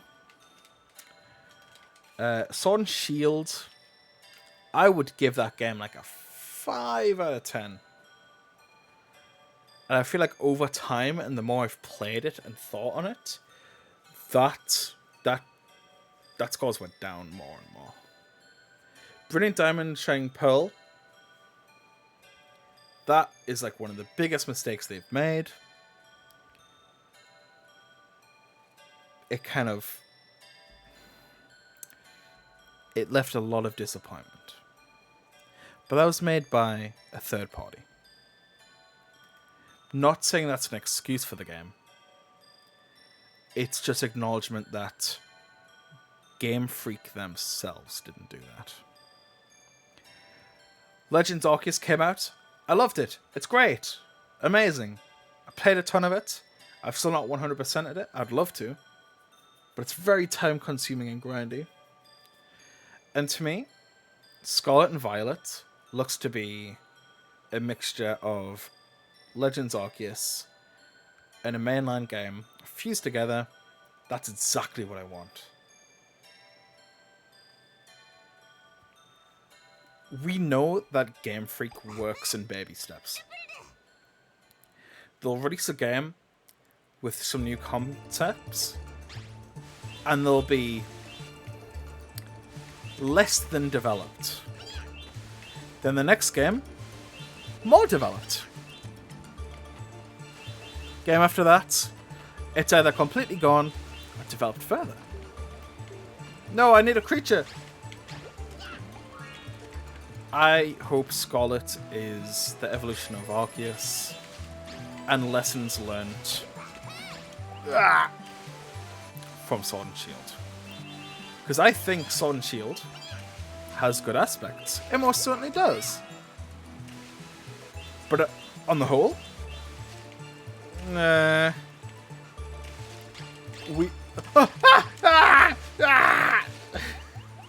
please, no. On the whole, we know that it's not the best.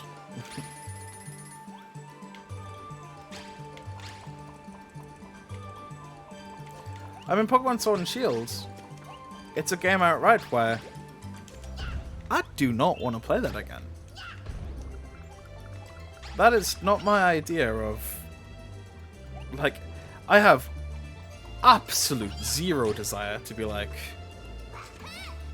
damn, I really want to play Sword and Shield again. Not my idea of fun.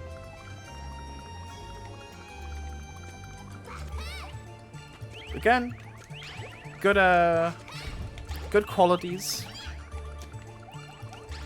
but an overall underbaked game.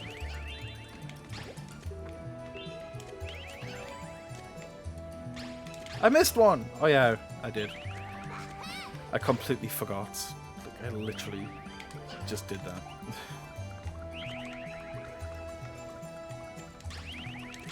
But the most recent trailer they did for Scarlet and Violet, I think the legendaries look dope. I think the starters look great. I think the game entirely being like open, like Arceus, is great.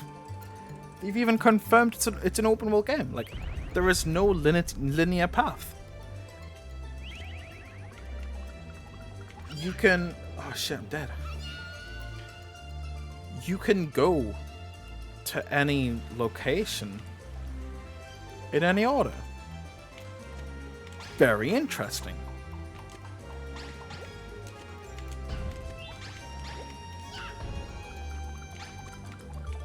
What else? I don't think they're going to be doing gyms. It doesn't look like it, at least.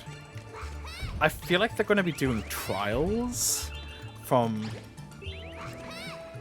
Sun and Moon. But I think instead of them all being a trial, I personally believe that every different, like, I guess, town you go to has a different objective.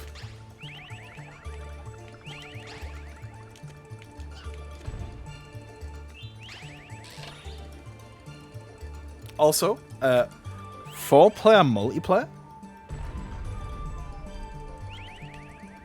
You're like, Sword and Shields had pretty lackluster online. It was very much like, oh, you can see other people in this specific area. But if they're really going for, hey, play through this entire game with your friends. Holy shit. That's revolutionary. It's great.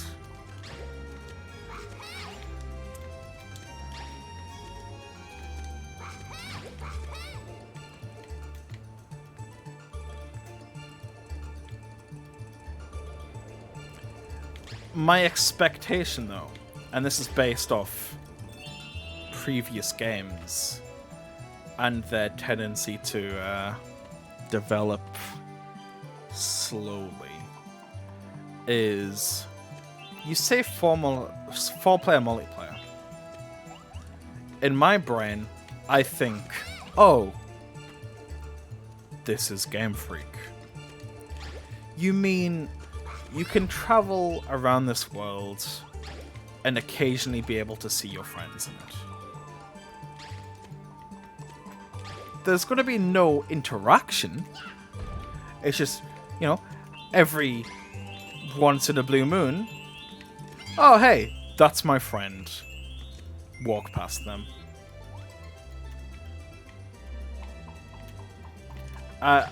It's not going to be any further developed than that. You know, you're not going to be doing double battles with your friends. You're not going to be interacting with the world and its characters with your friends. I don't think so at all.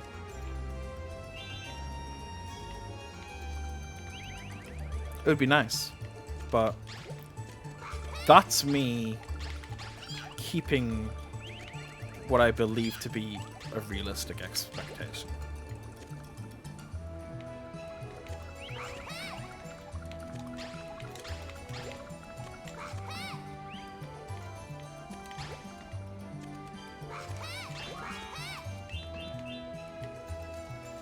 I'm missing... okay, there's one. I was going to say, I'm missing... some people.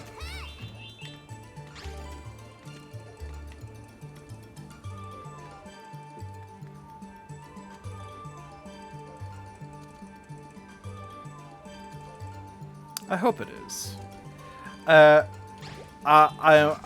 I'm also of the pessimistic view that voice acting will never be in a mainline Pokemon game. It's too much dialogue, too much work. And if it was in, it would only be in at the cost of another feature. I really don't mean to sound so pessimistic. It's just... the past few games have been a bit of a disappointment. And I've learned from the previous kind of ways of doing things. Yo, what up, Grandpa?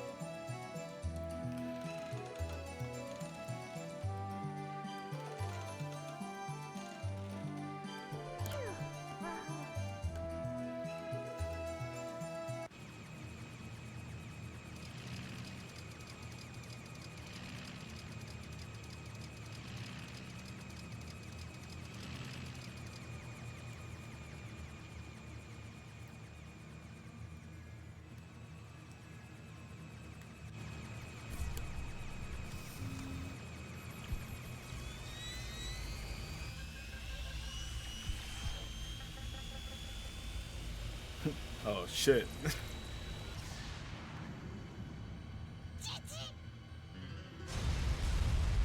Yo, he's dead!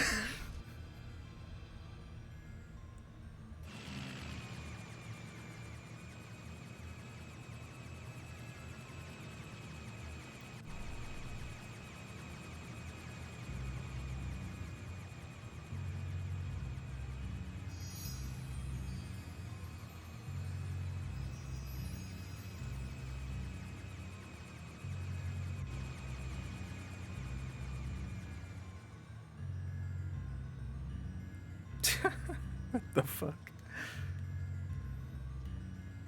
Yo, TZ, which Monster Hunter?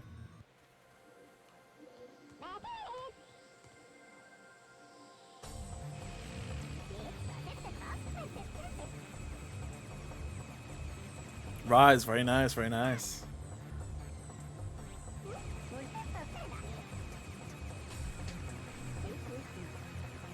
I got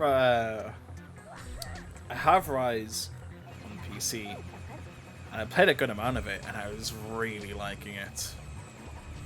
I never finished it though. I need to go back to it. I'm terrible with playing games. I just constantly have so many. So many games to play. But they've just released Sunbreaker. They're like massive expansion.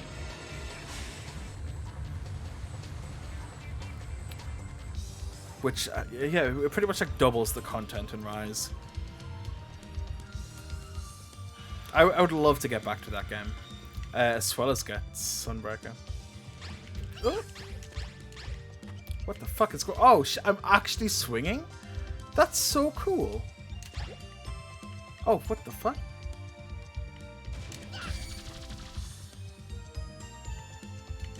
Rise does seem very beginner friendly, yeah. Because it's very traditional, but it also does a lot of new things at the same fucking hell. It does a lot of new things at the same time. No! Such as you get the fuck. Such as you get the like the dog. I know. I'm just bad at the game.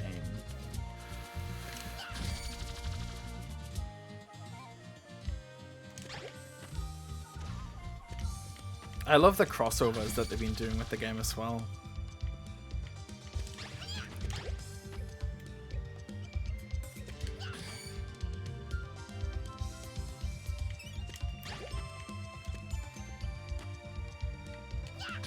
But I'll definitely get back to playing it at some point.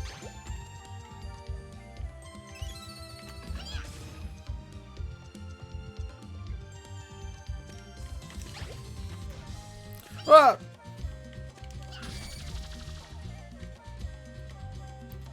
I don't actually know if it works, but there should be a list below the stream on Google Sheets of all the games I have priority to playing. And the list doesn't have all the games I have. But pretty much every game on that list is something I want to play at some point. And there's hundreds. There's hundreds of games there. Some are small, some are massive. But oh god. Grandpa.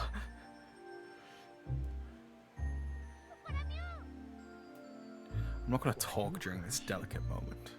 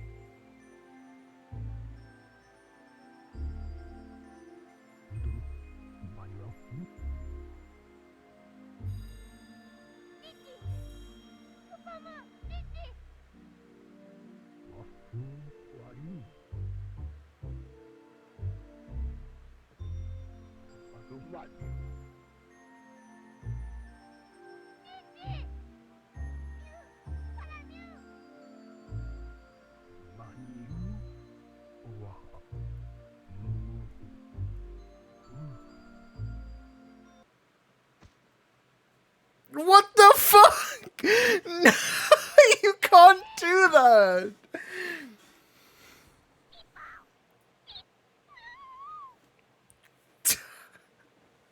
What the fuck?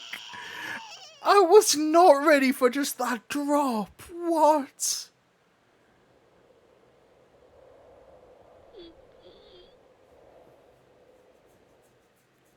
I was expecting a delicate fade, not just a thud.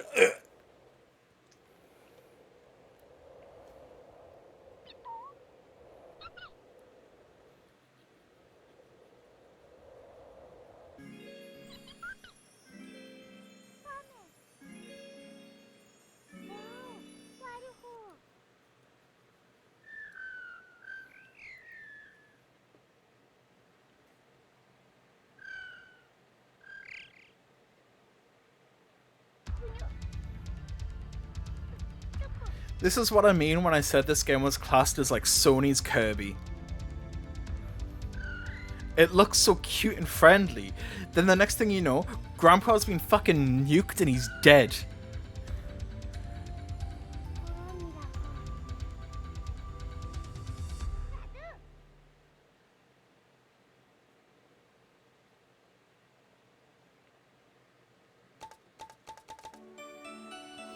But to catch up with the chat, yeah. So Rise is great. I want to play it. My current stream plans is Klonoa, Medieval, and Pokemon Scarlet. Those are my like immediate plans. But I do have like hundreds of other games that I would like to play. Ranging from everything, to be honest. You've been playing Genshin a bit. Copy and paste with the Wild. Not really enjoying it. But the story and characters are a strong aspect. I pretty much mirror how you feel regarding that. I played Genshin because it was like, you know, it's the popular thing. I played like maybe like a year or 2 years ago, maybe. I played it because it was like popular and I heard people talking about it and I was like, oh shit, there's waifus. So I played a bit. The gameplay didn't really grab me. It just felt like it felt open, but kind of like mindlessly open. I basically spent the entire game wondering like, what do I do? Like I had quests, but I was like, is there more substance? And then I uninstalled the game because I didn't really like it. And then they released the reveal trailer for Hu Tao. And I was like, that is the best character. I want them. I want to play as them. They're amazing. I love their design. I like the little ghost. So they released, and I grinded for quite a bit to get the currency, and I didn't get them. And they left the store, and I missed my chance. And I was like, shit. So I quit playing. And a full year later, Hu Tao came back into the like rotation. I reinstalled the game, had some currency. I did one summon, and I got them.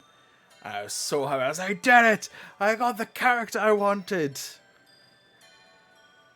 And then I uninstalled the game. Because I realized, I was like, I like the character, but I don't like the game.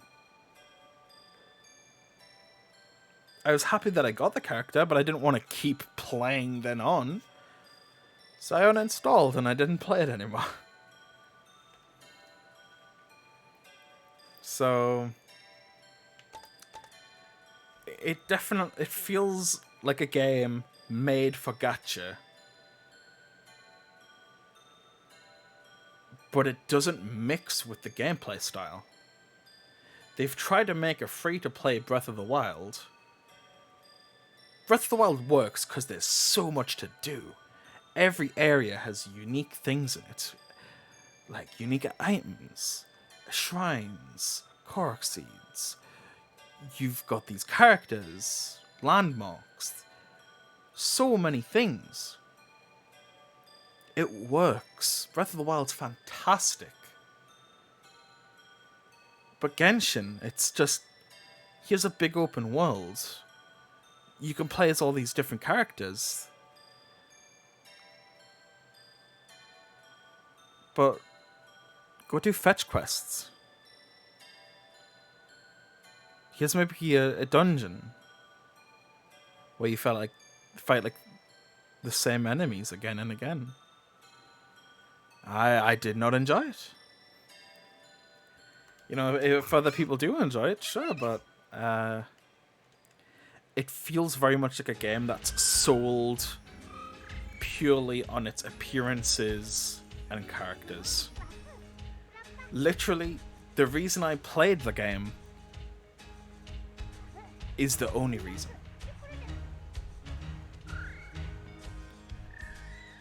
You play for the characters.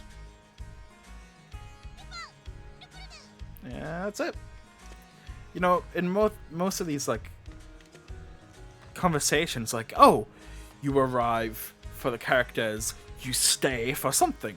But to me, I went for the characters, and then I had nothing to stay for.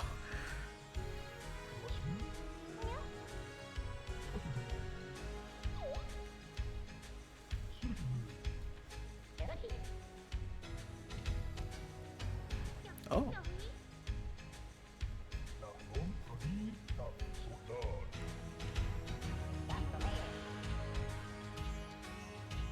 Yeah, ditto. Just, alright.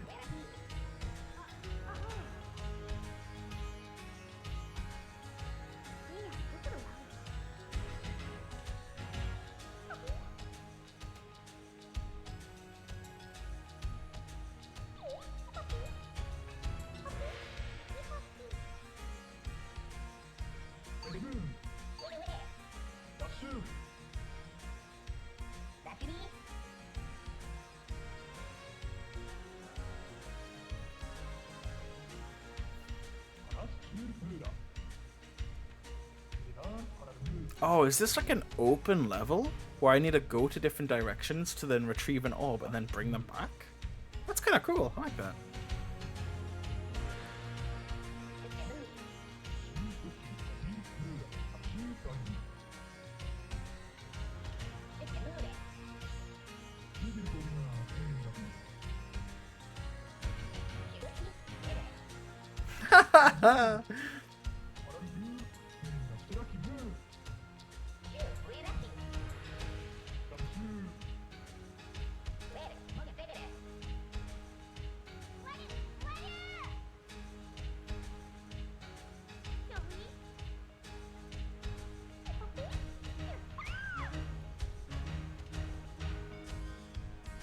But yeah, I've got too many games to play currently. More good games seem to be arriving.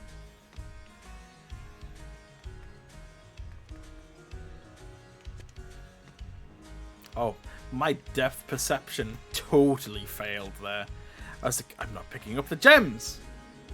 Why?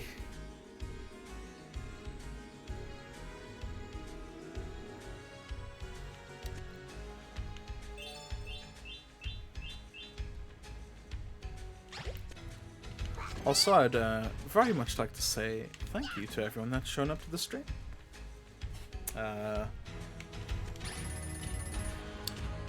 Whenever I stream, it has a lot of meaning to me, because it used to be a really a very large hobby of mine that had a lot of meaning to it, and lasted a while. To get soppy for a bit, you know, I'm not the most confident of people in my ability to entertain, but for the fact that anyone would even show up at all, I'm grateful. And I hope that there is, in fact, something to be enjoyed.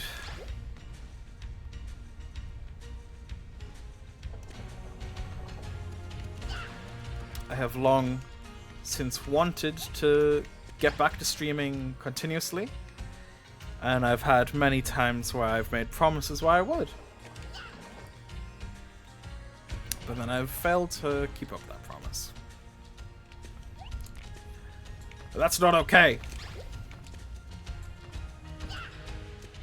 But all I can do now is, you know, do it now.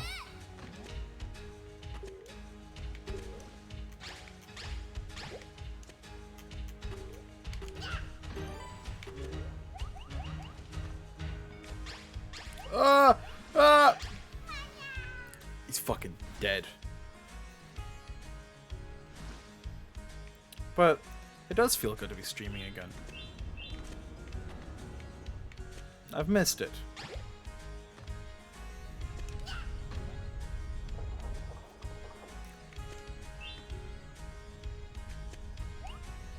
Oh, I'm not forcing myself at all. It's something I have desire to do. But there's been times where it's been a mix of other things, or just I read like other priorities or just stuff in terms of like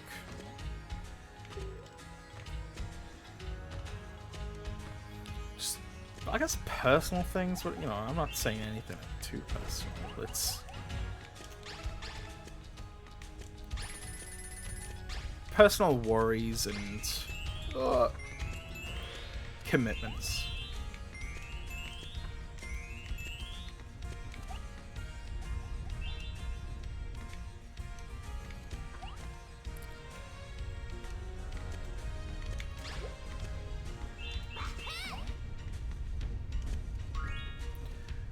But I'm at the point now where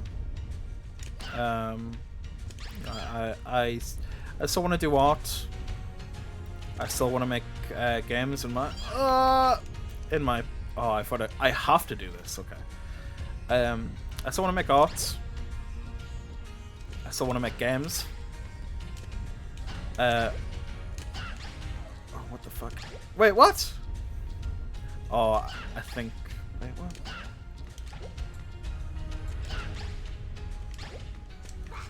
Okay. Did it. But basically, I have a lot of things that I want to do personally, but I also have responsibilities that eats up time.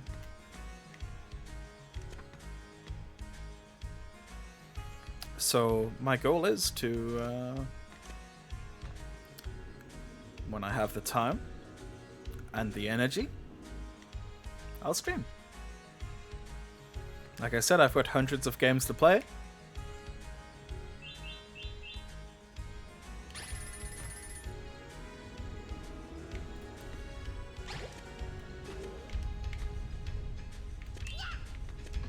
I spent a considerable amount of time pondering if I was to come back to stream, what do I have to offer? Because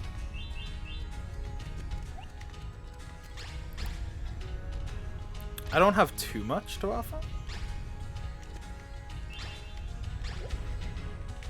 I think I have my moments, but I don't think I'm particularly funny. I'm not a comedian. I interact with chat a lot, but yeah, so does a lot of people. I don't have crazy high effort things.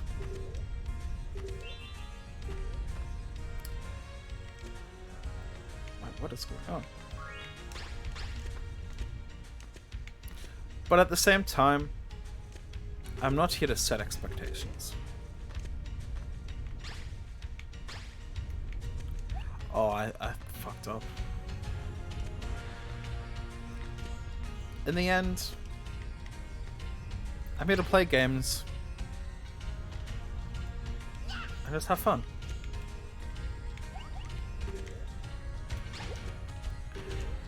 The main reason in the first place why I actually stream is because I play games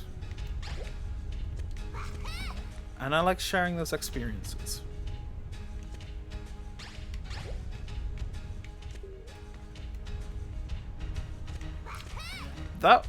That's always been the reason why I've done streams. Oh shit. Because I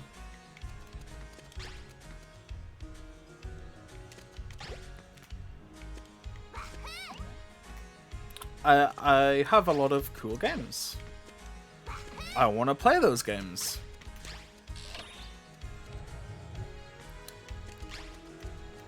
But I like the thought of sharing experiences. Because if I'm playing a game and something wacky happens, I gotta watch that and laugh. And then everyone else watching gets to see that and laugh too. When I very first did streaming in the past, I did it because it was during a time where I wasn't feeling very good and I didn't have many people to speak to. But I wanted to play games during my downtime. So my thought process... Oh, shit. My thought process was I can play these games. I can have a great time. And maybe if... Oh my God. If somebody else maybe doesn't have anyone to speak to, and they just want to watch a Twitch stream, mine's around. Because then it means I have somebody to talk to, and then somebody else has somebody to talk to as well. And then again, you can talk about you can talk about games, talk about how people's days are going. If something wacky happens in a game, that's a thing that can be discussed. It's a shared experience.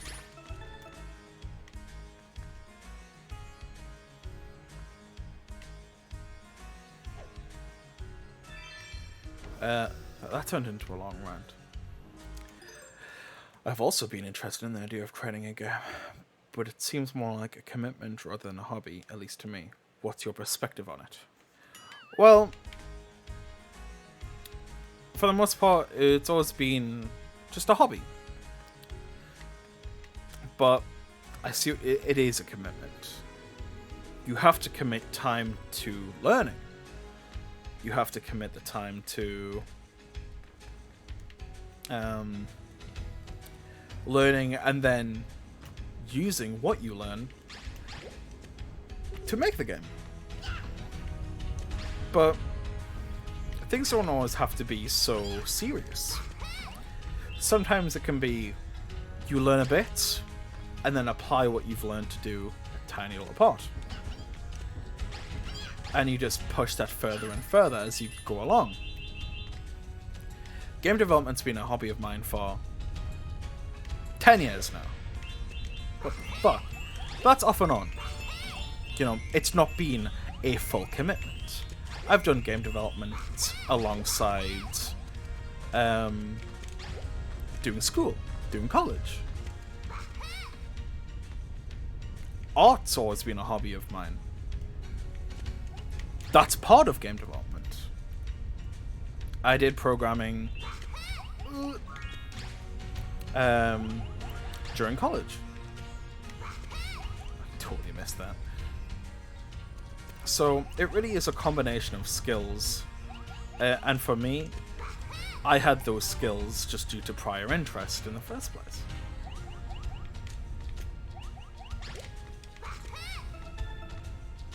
But you're probably not going to have fun with it if you look at it as nothing but a commitment. You shouldn't get into it with the expectation of like, oh, this is going to be like serious, this is going to be a drag. It's something where it's like, you've got to enjoy learning it. You've got to enjoy applying each piece of information that you learn and applying it to something.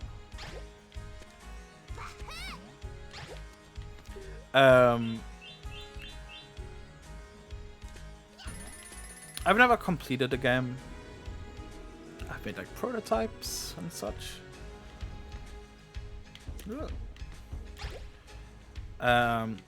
But recently I've been like playing around with ideas in my head for what I want to do. I've had so many ideas before, but not all of them are going to stick. I've not been capable of doing all of them because I know my skill set's limited.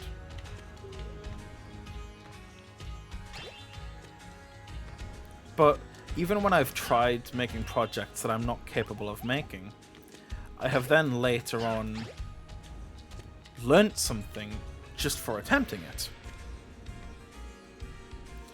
So, if it's something you do truly want to do, try it out.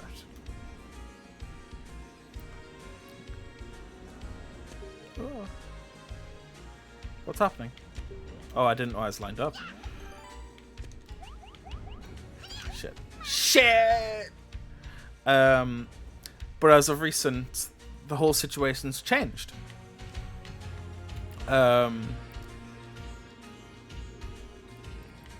Where I work as a game developer.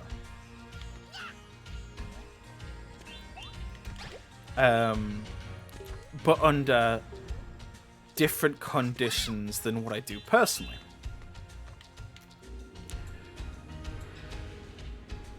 For personal projects, I use Unity, and I focus more on 2D assets.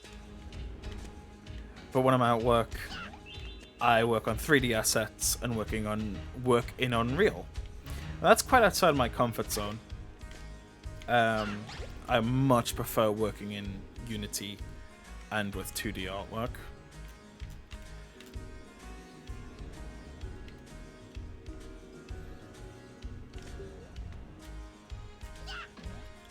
Oh no.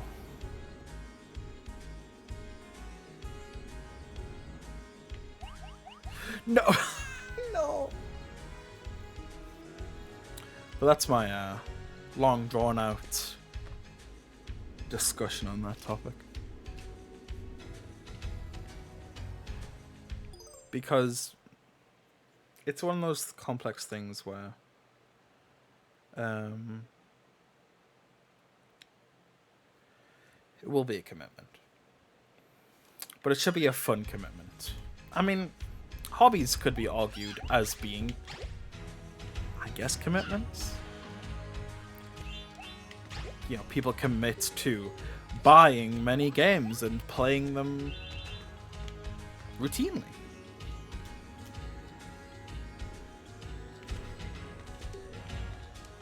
There's plenty of tools out there.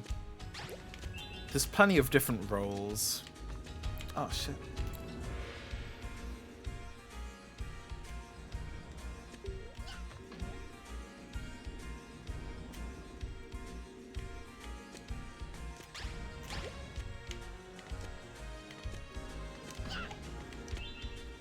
I will say though, I've been feeling a lot of fatigue recently. Work's been very busy and hectic, especially as of recent. So I try to spend the time I have once I'm home with friends. Or playing games that I've just not had enough time to play. But I've been pushing myself to do game development more. And it's getting to the point where I go to work, I work on this game, then I get home, then I work on another game.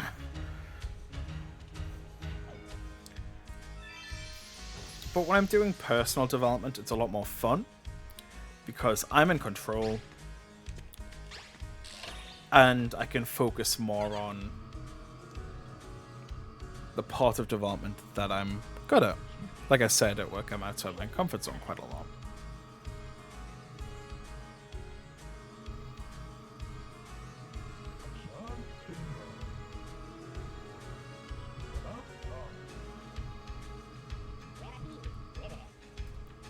The current projects I'm working on though with game development is I've got my shiny counter that I'm working on. I'm actually just implementing one last feature. And then I hope to release it to the public. It's like a finished 1.0 product.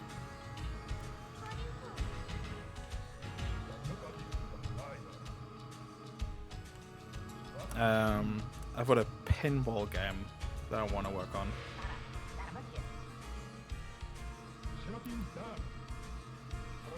But that's on the back burner. And I'm also wanting to work on like a first-person shooter, but not with guns. It's just a first-person game where it's a mix of arcade shooter and a card game.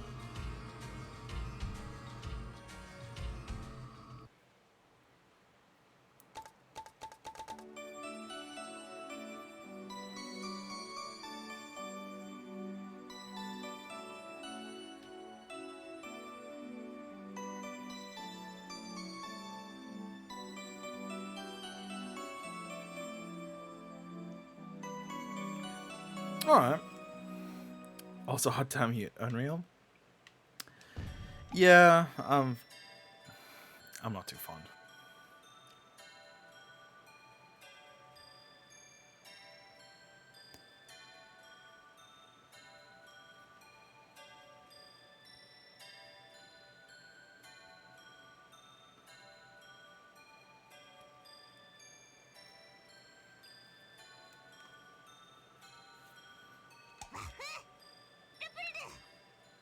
I don't know how long this game is actually going to be.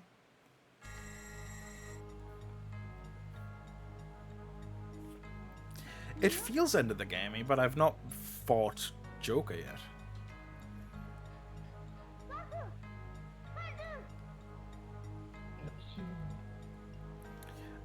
But yeah, I've had a lot of issues with Unreal Engine. I mean, it's great because of Blueprint, but I've noticed with Unreal Engine in terms of like animation and programming,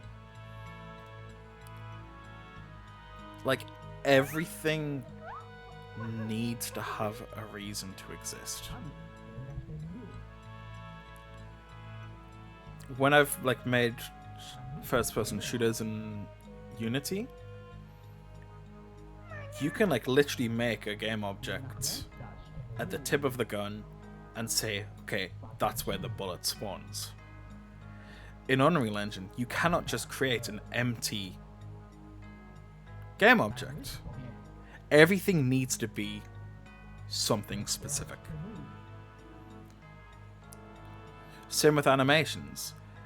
You cannot play animations if you don't have a reason to. There's got to be logic to everything. And I don't like that. It makes everything feel so restrictive.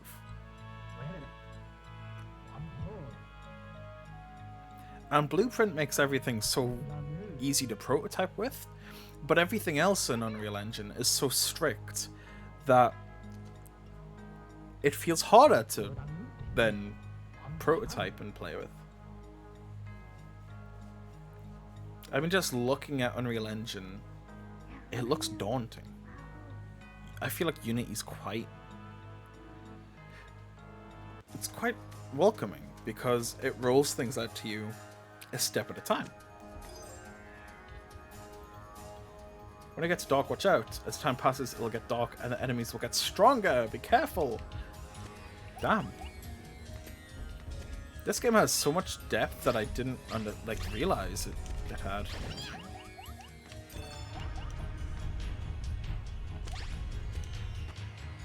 Okay, but when it is nighttime, things happen. Can it inflate either? Ah!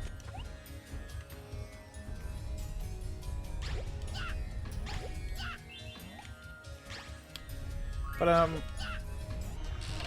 I am of course not going to give many details. But I work for like a small team. What the fuck is that? So I don't work with any turbo massive companies.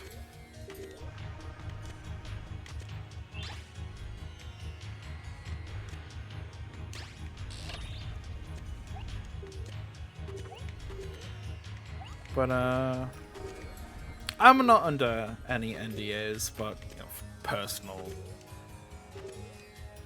reasons and you know, personal information and that.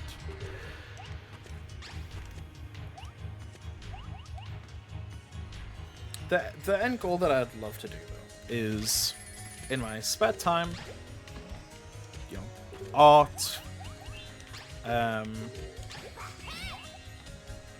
stream, play games, but I'd love to one day make my own like studio.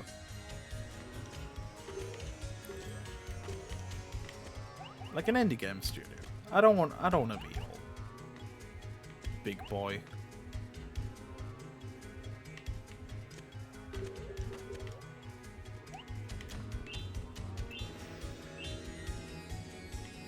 I don't want to be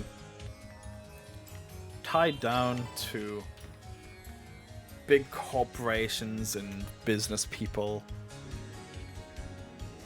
screaming demands and taking the fun out of things, because everything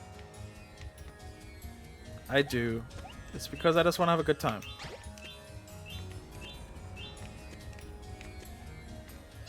You know, you get people... Oh, shit. You got people like Edmund McMillan, a big inspiration of mine. Makes the games that he wants to make from his own inspirations. He enjoys making them. He doesn't have any big, massive company looming over him, to my knowledge, telling him to, like, hey, do this. Do it this way. Follow these rules. Silksong. I've been hearing a lot about that. I've not really played Hollow Knight really though. I own it. I've played it a little bit. I didn't get into it. I wasn't feeling it. But that's not an issue with the game. It doesn't go much further than I just wasn't feeling it at the time. Probably just wasn't in the right mood for it. I'm sure I'd love it. I love Metroidvanias. But I really need to play through that game. It's on the list. It's on the massive list. But I've been hearing people talk about it's just like, holy shit, Silksong. It's this big awesome thing that so many people are excited for.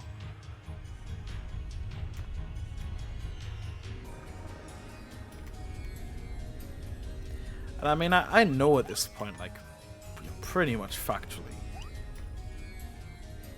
Hollow Knight's an amazing game. Get away from me!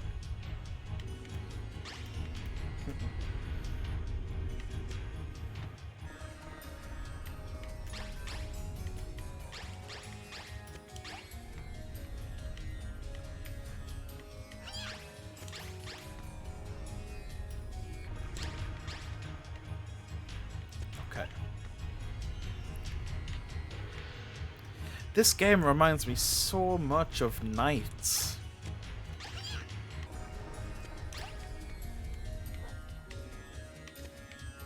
Come on!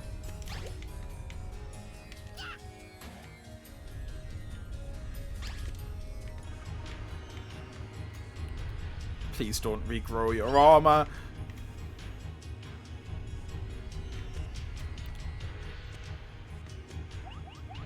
Stop!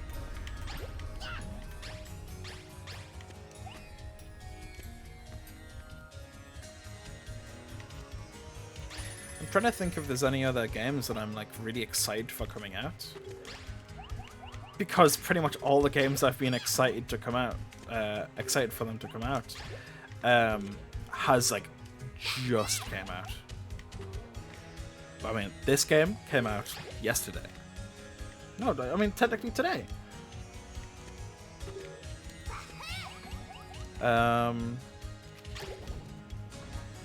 Monster Hunter Rise expansion. That's another one.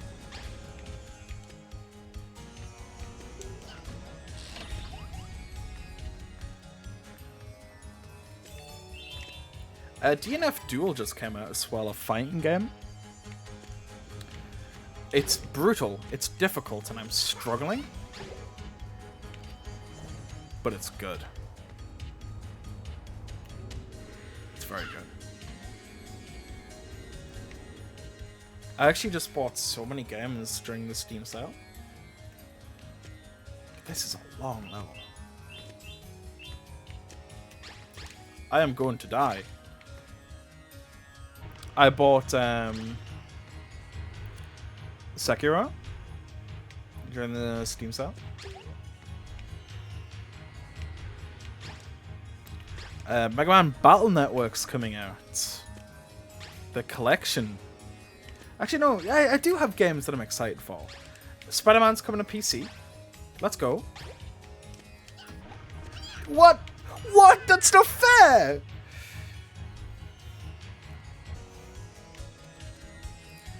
I have, in fact, played Spider-Man on the PS4. I haven't had the chance to play Miles, but I really want to. But yeah, I've heard they're both coming to PC. That pleases me.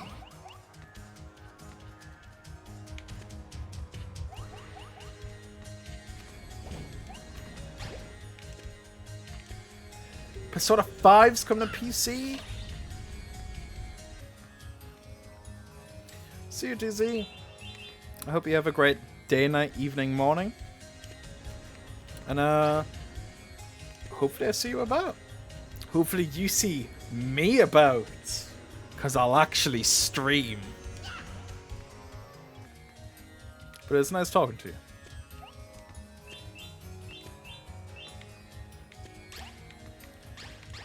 Is my depth perception, like, just dreadful? Like, That's not fair!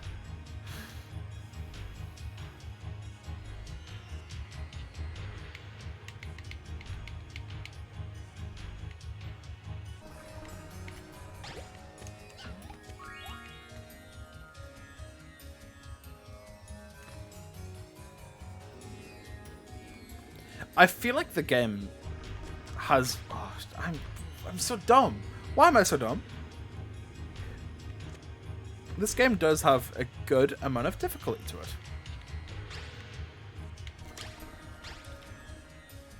It started off quite simplistic. But yeah, the difficulty is definitely ramped up. And it's not too difficult. It's definitely not too easy. But I am experiencing mild challenge.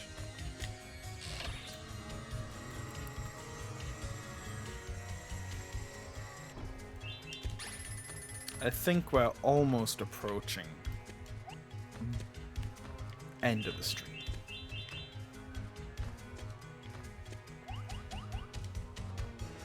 That looks like a boss battle.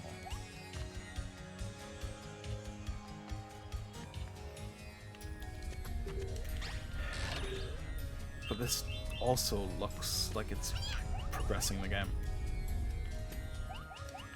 I've been streaming for nearly 3 hours. I think for a first return stream, it's pretty decent timing. What the fuck? Are these time based? No. But yeah, 3 hour stream. Pretty fair time. I'm enjoying my time with this game, but I also don't want to play too much.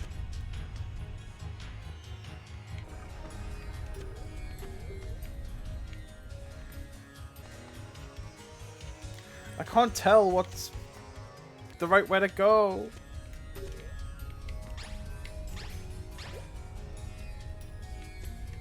Where is this used?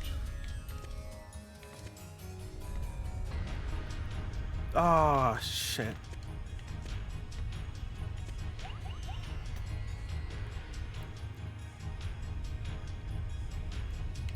Yeah, it's been 3 hours. I've had a really good time. I will be streaming again.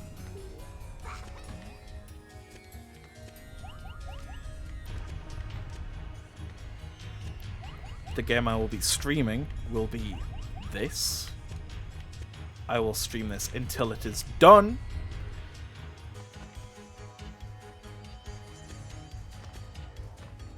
I'll of course play the sequel. Then after that, I'm feeling... Wait, did I need that thing just for this? I probably do. I'm gonna cheat though. I didn't get the checkpoint.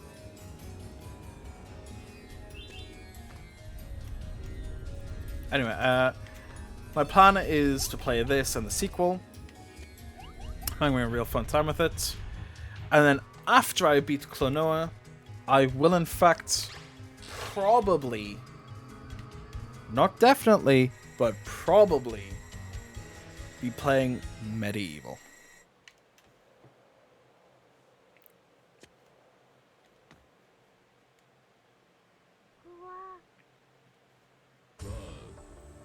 And I mean, with both games, like, I'm going in pretty fresh. Like, I know very little about Klonoa. I've just had a strong desire to play it. And same with Medieval. I know very little about it. I've just heard good things. Eat the clown.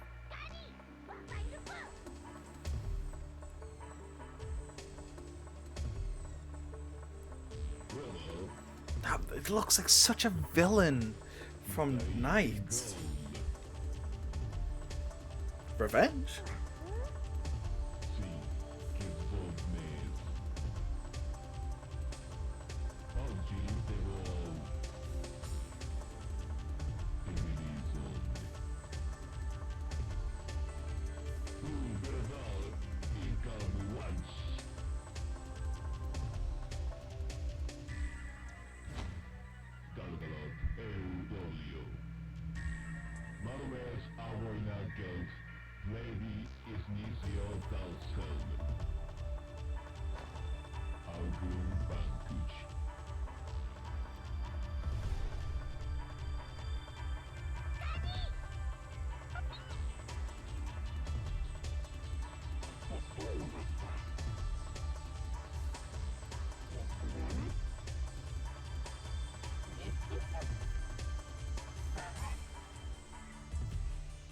Oh my god. He's gonna off himself.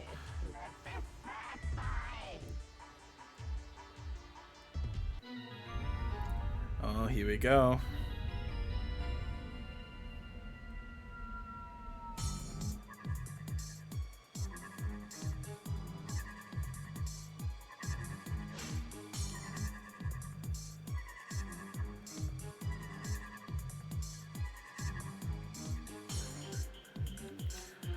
Okay, let's go.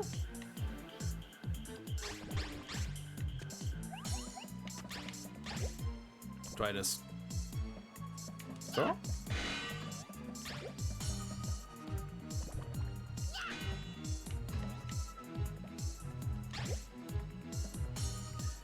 I probably have to throw it like right in front of him. Nope, that's not it.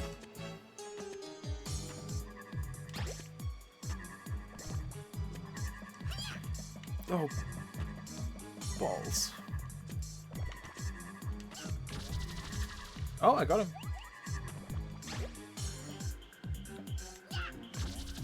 I got him again? It's not looking like I'm hitting him, but I guess I am.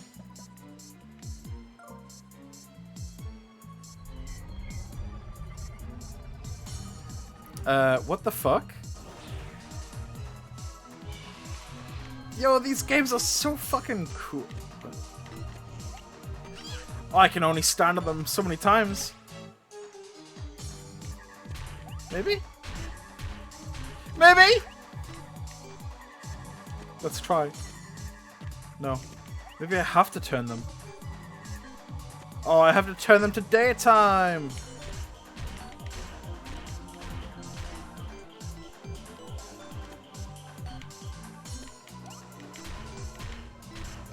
Oh, that makes me flinch.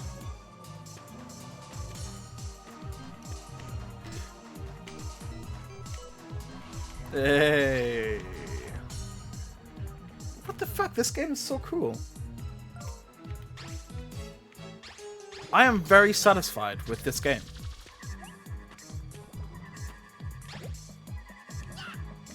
This is the first game, like, this is the second one, and, like, I'm not even done with this. I am quite thoroughly enjoying my time. Okay, here we go. I am at half health as well.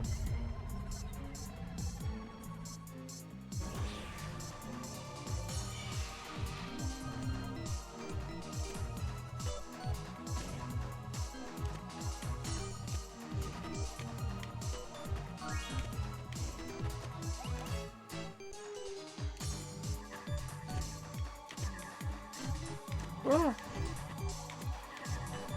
See, this is a really good difficulty. It's challenging, but like I'm not crying. If I die, I will cry.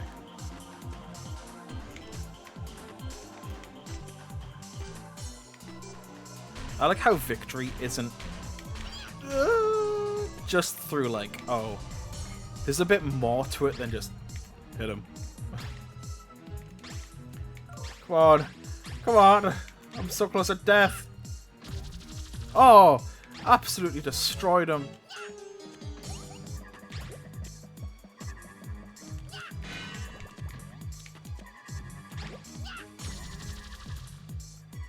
Please don't make it nighttime again. I'm not ready. Is that it?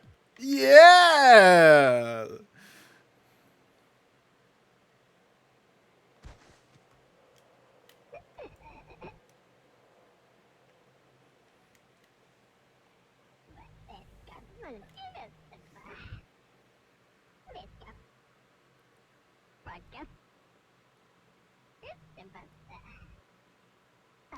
Do clowns have honor?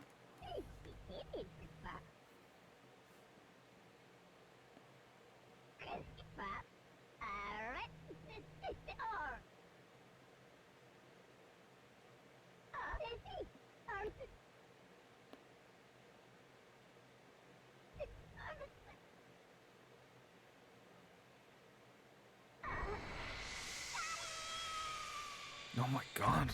What the fuck? This game! This game!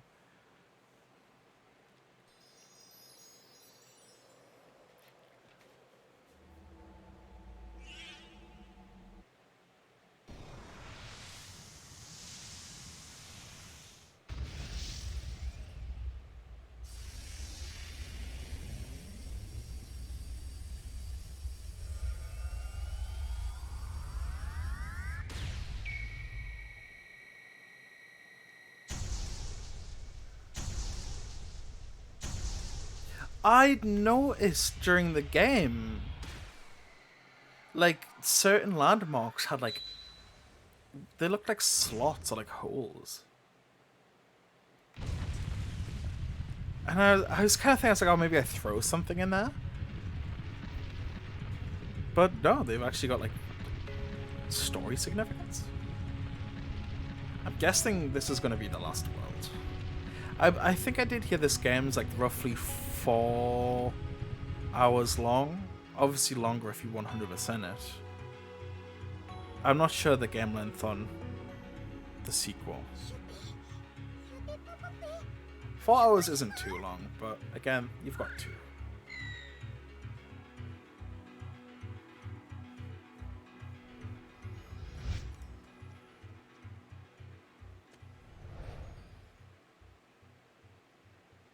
This actually looks really cool.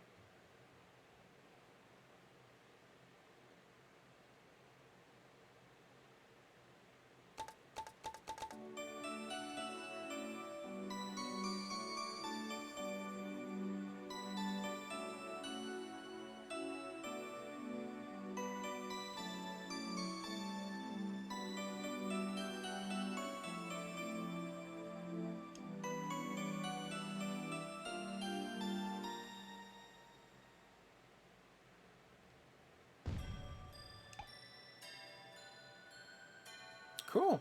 I will be ending the stream there. Right before, I'm guessing, the end. That's fine. But with it being the end, I just want to say thank you everyone for showing up. Whether you're a friend or stranger. I appreciate anyone showing up and supporting. I hope you enjoyed the stream, had a good time watching, had some good banter. I'll be back tomorrow. And that's a fact. That's a fact. What time? I don't know. Make sure you follow to find out.